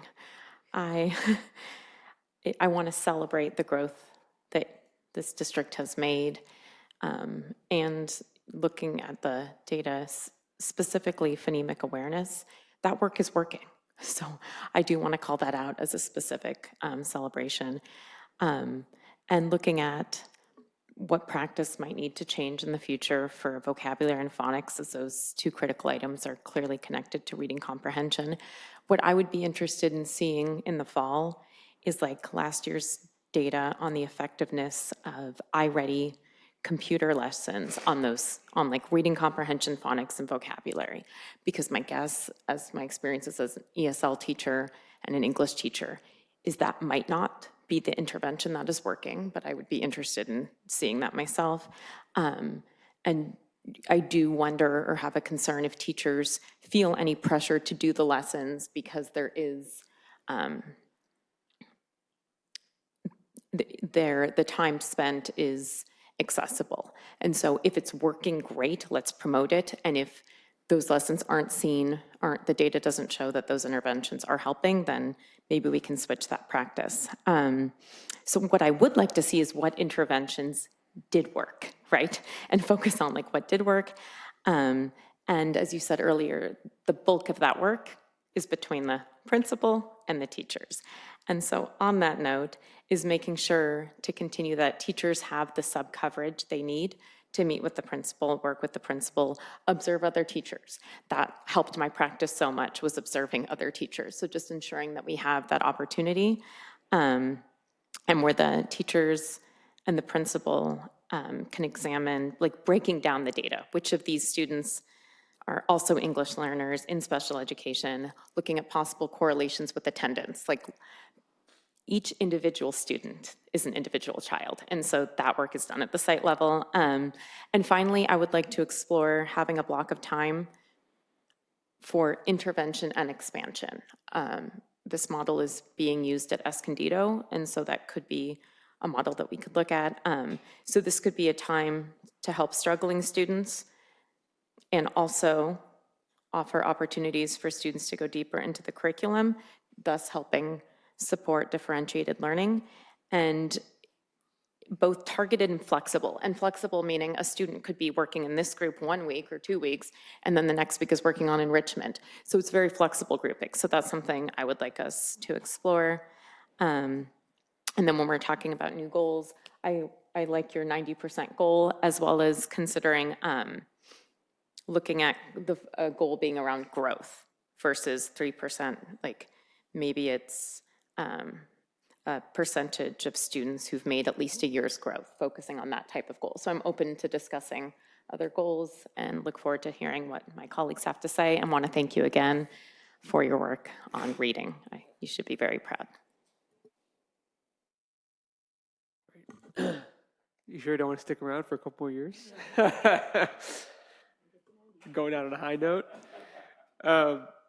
So I'm very happy with these results, and here's why. Not because I'm always optimistically rosy about things, which you may think I am, and I am, but because when we are doing, when we're doing really well, we're making huge gains. It's very difficult to actually identify what is getting us the most gains. There's a temptation to say everything we're doing is working, so everything we're doing is great. Because it's really hard to drill down in what is not working as well. So we're actually able to get to this level and say, okay, we've made our huge gains for 2 years. Now we can actually start to pick apart on a much more granular level what is not working as well and what is working really well. I think it's very hard to dive into that when you're just sort of blowing past the goalposts year after year. Now we can actually get into that stuff. And that's why I'm really happy with the results, because now we have time for nuance, and we have so we're at the stage where we're far enough in that we can get there. So it's great. I love it. That's all. Great work. Ms. DiBrienza. Thanks so much. Thank you for the presentation, and thank you for the continued hard work to admin and staff and all the teachers. I don't mean to be a downer, but we didn't make all of our goals in most of our categories. So while I appreciate the celebration that my colleagues are talking about, obviously, I mean, it's not a big surprise when you start a new initiative. You're going to get the low hanging fruit, and just focusing on it is going to make a difference. And after we've gotten that, then we're going to see some diminishing returns. So this is not a surprise. I've seen this for 30 years in my work in classrooms and schools. So it's not a real shock, but we did set a goal for a 3% increase over last year, and we didn't hit it for most of our categories. So, I think that staff has to figure out what that means. Was it the wrong goal? Is there something else we should be doing? I'm sure all of our elementary teachers and principals are working as hard as they can. I mean, perhaps it's more PD or different PD, or we look at classes that are having tremendous success and focus on them and exactly what they're doing. But yeah, this is where it becomes the long, hard slog, and we make smaller strides. Yes, getting to 100% is because there are different kids with different learning issues. Maybe 90% is a more reasonable number, but of course our goal, I think, should always be 100%. But I think when I first became a teacher, the sort of conventional wisdom was every child reading by third grade, and that is definitely not the goal at this point. And we understand why that's not the goal, right? If you get to third grade and finish third grade and a student's not reading, you're years behind in making progress. And yet, that came from somewhere, right? There are some kids that are just ready at different times, no matter how much intervention we do with them. So I'm just curious to know what staff comes to us with next. Really what is the focus going to be, and how are we going to really keep making the strides that we started out making, or just keep moving in the right direction. So I thank everyone for their work. I look forward to see what comes next year, and hope that we hit that goal, whatever we decide that it is, in all of our groups. Thank you. Thank you. Okay, well, I want to reiterate a lot of what my colleagues have said. And, when I was looking at these numbers, I was like, I know I know it's not a victory. I know we didn't make our goals, except how is it not a victory? And I wanted to just point out, so if you take African-American students, who are the first on the list there on that chart, 47% of students were at or above grade level in the fall of 2022, and that was raised to 80% by the spring, by end of the year of 2023. So that was a 33% improvement. And so then 80% became our new baseline, so we need to get to 83%, right?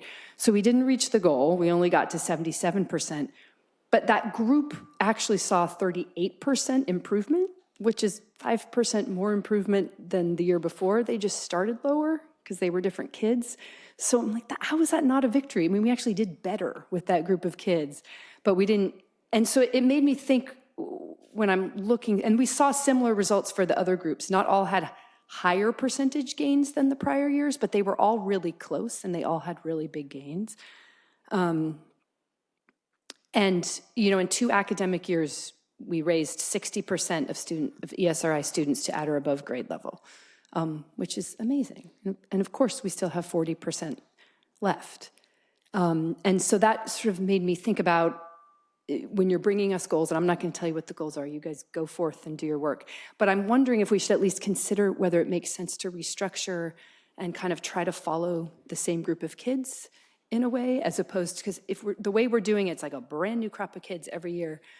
And I know kids move in and out of our district, but so if for instance, that 80% of students who were at grade level last spring, I want to know, I would hope that we're at 85% of them now, right? I would hope we would see an improvement with those same students. That would be the goal. So I don't know.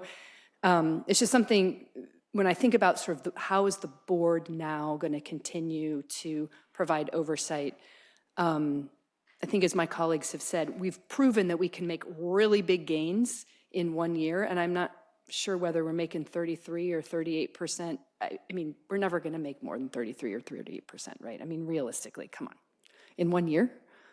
So is that what the board should be looking at now? Or should we be maybe trying to look at it a little bit different? So that was the idea that I had was I would love to see what's actually happening now to those students who were in 4th grade and now, yeah. So, what'd you say? You too? They do it. No, they do it, I know, but it's not the goals. They don't do it Up for- until this point, it's not the goals that we are responsible for providing oversight They don't do to. it for CAS because we don't get CAS before 3rd grade. Right. But anyways, when we think about what the goals should come for the board, that's what the one thought that I had to consider. All right, anybody else? Okay. Okay, now we can move on to 7B, proposed revision to board policy 3461 to increase basic aid reserve to 17%. And I think we have, well, let's do the presentation, then we have one comment. The presentation, I'm doing it, so it'll be short.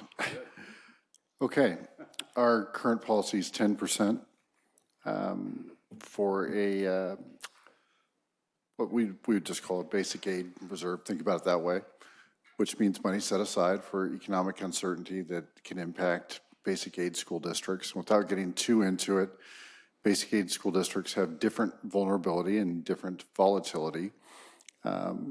Those who are the least into basic aid have the biggest risk. Those who have the most into it are a little more insulated. We're in the second category. San Jose would be an example of a district that's on the opposite end, just barely in.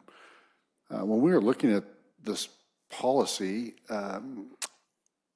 not unlike what we were just talking about with reading, all percentages are arbitrary to some degree. So we look for some guidance. Probably the thing that made about the most sense was to take, and this came from School Services of California, this wasn't me on a whiteboard, but to look at our funding that we receive as a basic aid district and then compare that to what we would receive if we were a revenue limit school district, which is basically the rest of the state of California for the most part. And then School Services of California said to take that number and have a reserve that's somewhere around 33% of that delta. Now, what's interesting about that, we've also seen and heard 17% from School Services of California in presentations. But again, they're speaking broadly when they say basic aid to a pretty wide range of what basic aid even means. But interesting enough, when you look at 17%, or if you look at the 33% delta, gets you to pretty much the same place. I also asked Ms. Yu to do a calculation on that, and when we looked at our 33% of the delta, guess what? That came out to 14%. So it's in a range. There's no perfection in this one. What does that mean for us? Somewhere in the 40-ish to 50-ish million dollar reserve seems to make sense. So that's the frame up on this. And again, there's no action tonight. We have time to think about it. The money is there now. It would just be a difference of how we designate, and that would become a new floor for reserve levels.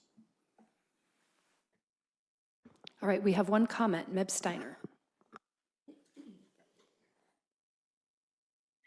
Thank you. Good evening, Meb Steiner again.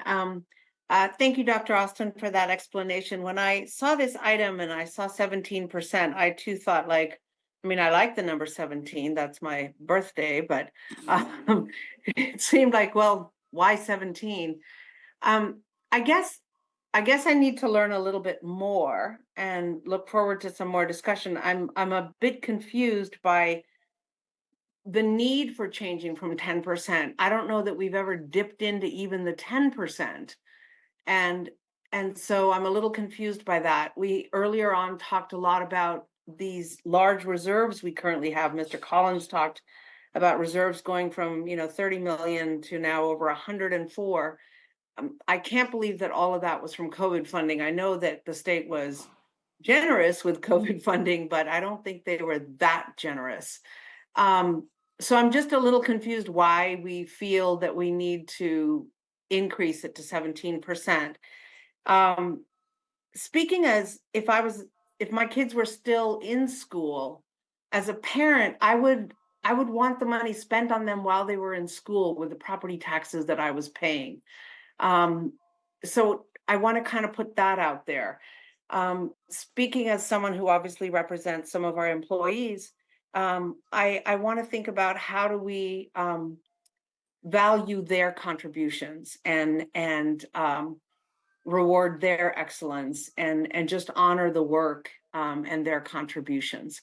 So would like to learn a little bit more and try to understand why 17. I'd sort of understand the math behind that, but not really understanding why we need to change from 10, as I don't believe we've ever actually really dipped into it. So thank you. Thank you. Colleagues, comments?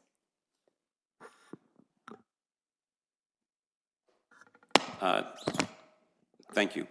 And thank you, Dr. Austin, for your brief and I think illuminating calibration on that, because I do think there's no magic number here. There's no right answer. You know, I was talking to Dr. Austin earlier. This is like, you know, how many months' salary are you supposed to spend on your engagement ring? I mean, the diamond industry tells you, I think, a year.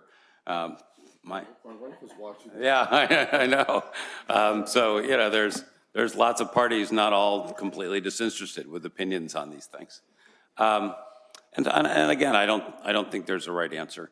You know, I found that Dr. Austin circulated, and maybe we should post on the item retrospectively so people have access to it.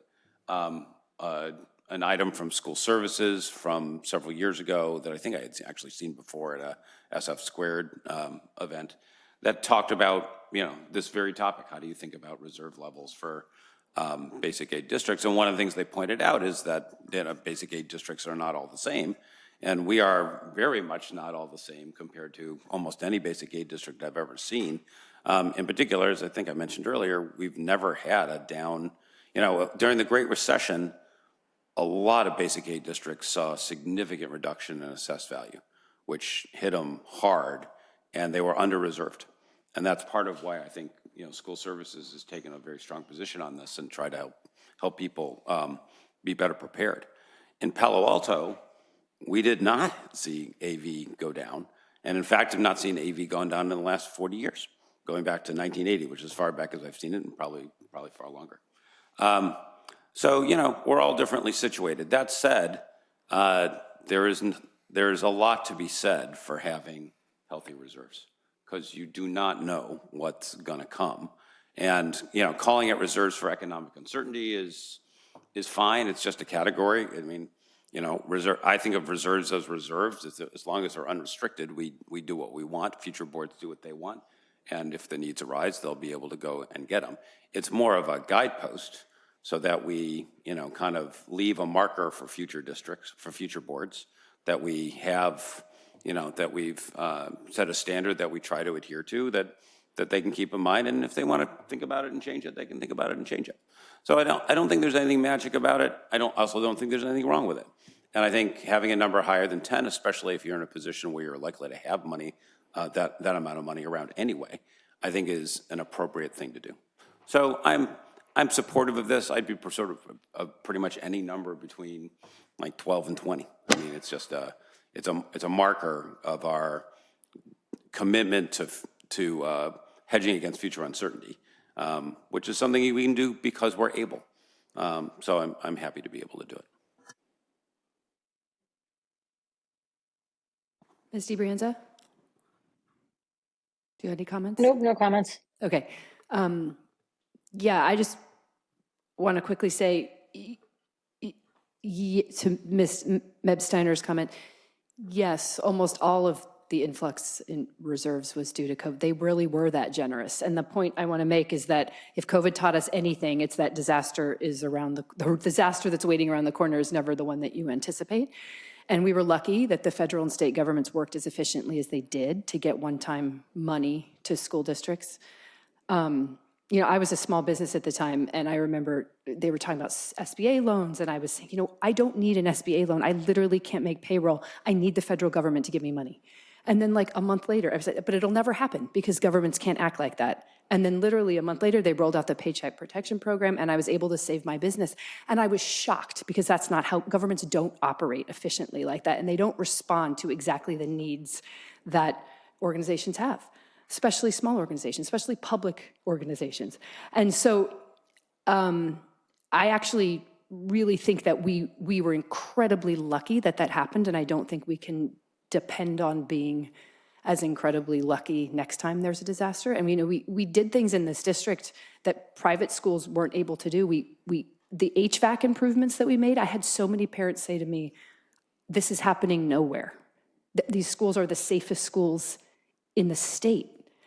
And we were able to do that because we got one-time COVID funds and because our staff used those funds so well and were able to deal with all of the crazy logistics and red tape that were attached to them. So I agree. I think the 10% number, to me, is just random because it doesn't seem connected to anything. And I know all districts are different, but we have the experts in School Services of California that are at least giving some guidance.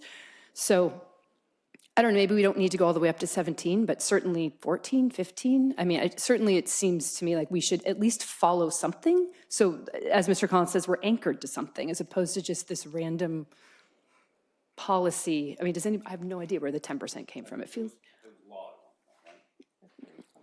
well, the 3%. So we're just guessing a little bit. We're just guessing. But there was a law that had a cap of 10% for the state of California that had 3 asterisks, and one of the 3 asterisks was basic aid school districts. And I think somebody just missed the asterisk. Yeah, that's my guess. Yeah.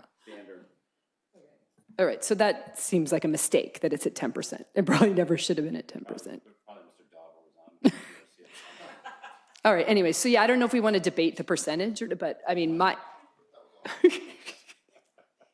anyways, I would support definitely raising it to something that makes sense. So, Can I make a process or question rather than a suggestion? We heard Ms. Steiner. I assume PAEA may have views on this as well.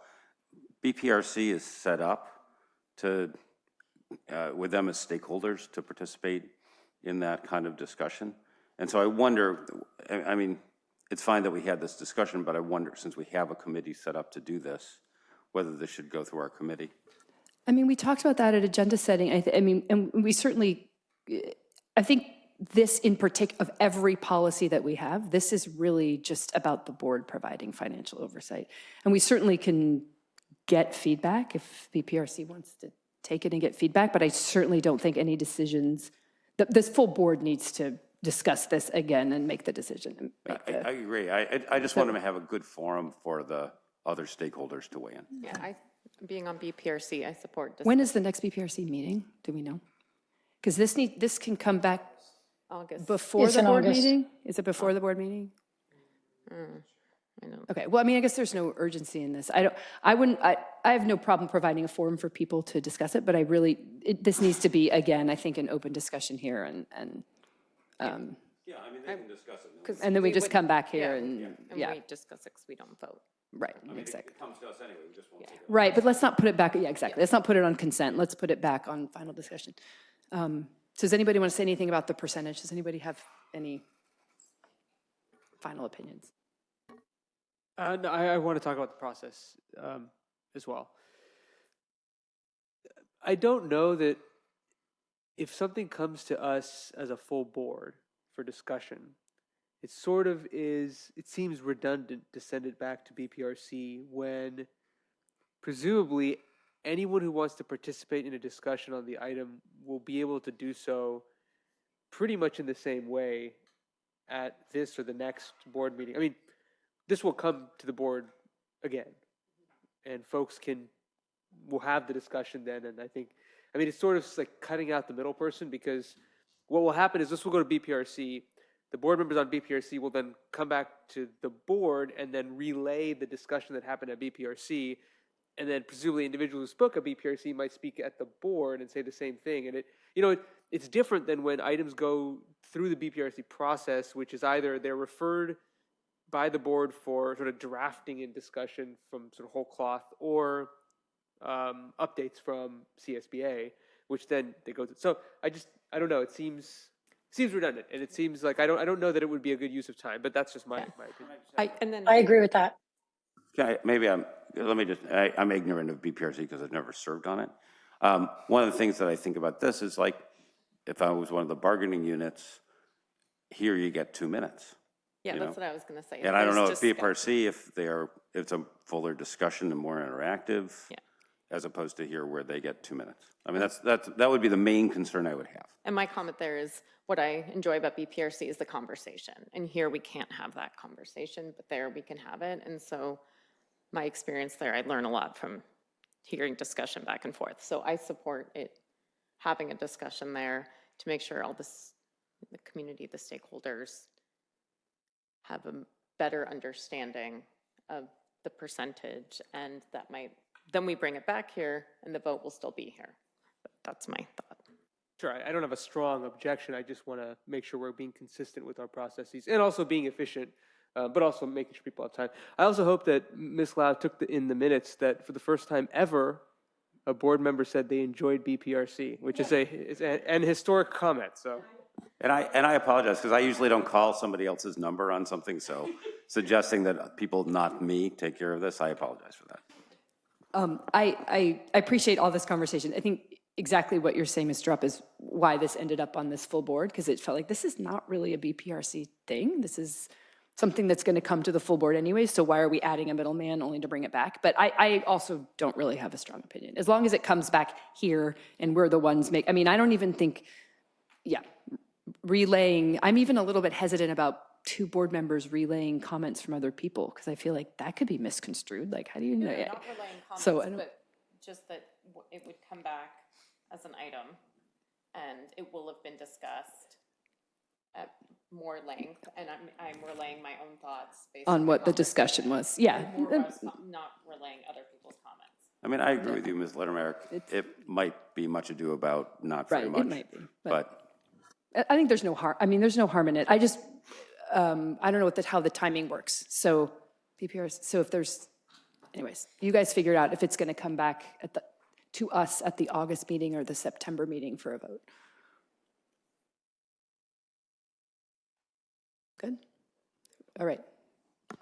So now I think we can move on to information items.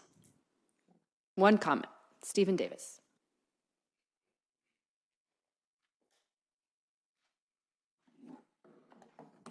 This is on is the grades dashboard a new thing?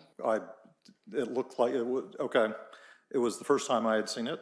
It appears the dashboard, as a middle school parent, I'm pretty concerned about the jump in non-passing grades by 8th graders, as I have a rising 8th grader. It's across the board, and the reports show from each schools raise questions about the differences between schools. Fletcher seems to have notably fewer students with failing marks than either Green or JLS. It's 4% versus 8.8% for Green and 9.5% for JLS. They're weird numbers. And all schools seem to have a real problem with 8th grade students across the board. This is extra puzzling, as the high school grade report showed notably lower non-passing numbers. I hope that the grade reports are harmonized between the high schools and the middle schools going forward. So I guess that was why I was surprised it was the first year, because they're very inconsistent in format. So that all the same data is provided and can be more easily compared. The middle schools provide much more data on students who aren't passing, while the high schools provide much more overall information. Both sets of data are helpful, so it's kind of strange that they're very different. I ask that you perhaps take another look at them. As I say, I was like, it looks like telling my about-to-be 8th grade daughter that the 8th grade year is the hardest year in the school district, which was a little puzzling. So anyways, thank you very much, and have a great summer. All right, colleagues, any comments? I did note the number and was concerned by the number of DNFs in 8th grade, largely in algebra, across the middle schools. And it is our historically underrepresented students, those students for whom this Reimagine Math program was created to help. And diving into the attachments, It's still happening after the request to the PAUSD Algebra PLC last November to adjust the passing criteria. And I'm just reading off the attachment is why I'm reading it here, because I want to get the wording right.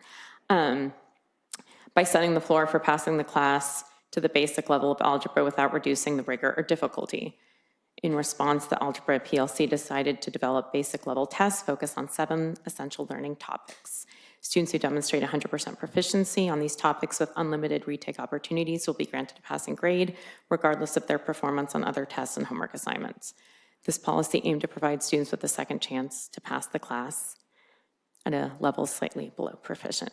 So I'm sharing this to highlight that our teachers and staff are working very hard to address the F grades and the disproportionality, and yet even with unlimited retake opportunities, the number of Fs and disproportionality exist. And so a little personal here, like I was not ready for algebra in 8th grade when I was a student at JLS. And I do not represent the student body at any school. I think we can look at the percentage of F grades in Algebra 8 and deduce that changes need to be made. Not the changes not by me, but I would like to hear suggestions from the math ILs at the middle schools and ensure that they have collaboration time to provide formal recommendations so that we, the board, can hear what they think needs to happen so that we are not failing kids emotionally and academically. Because it's not, to me, it's not just that F grade, but the impact of that F grade on our students' confidence as they move into high school. So on that note, on this attachment, I see a clear recommendation from Green. We urge the district to reconsider the mid-year implementation of the algebra benchmark policy. This policy has significantly impacted our students' grade and overall performance in algebra. So now I have a couple questions to Dr. Lopez. In addition to this recommendation, do you have a sense for their other recommendations, or is that something you could provide at a school board meeting in the fall, is my first question. Yeah, so we do have items in place as mentioned here in the next steps as far as, we included a action item in our LCAP for middle school math, so we can provide additional support to students that are struggling, but also students with disabilities. We have an income in Matt Tosa that's going to be working specifically within the area of our middle school math, really targeting the algebra. So we have different items in place. We also have our panorama dashboard that's going to be implemented. So we have different items in place, again, as I mentioned, that are going to be able to target and really support our students, but really support us teachers so they can make sure that, we're providing the actual support for them for differentiated instruction in the classroom. Thank you. And then my other question is, are the math ILs and teachers looking at the data to see if these same students who received an F second semester also received an F first semester? And if so, exploring additional ways to support students who failed that first semester of algebra? That is correct, along with their site principals and administrators. Anyone else? All right, moving on to board operations. Anybody? Going once, going twice? All right, I think we are adjourned.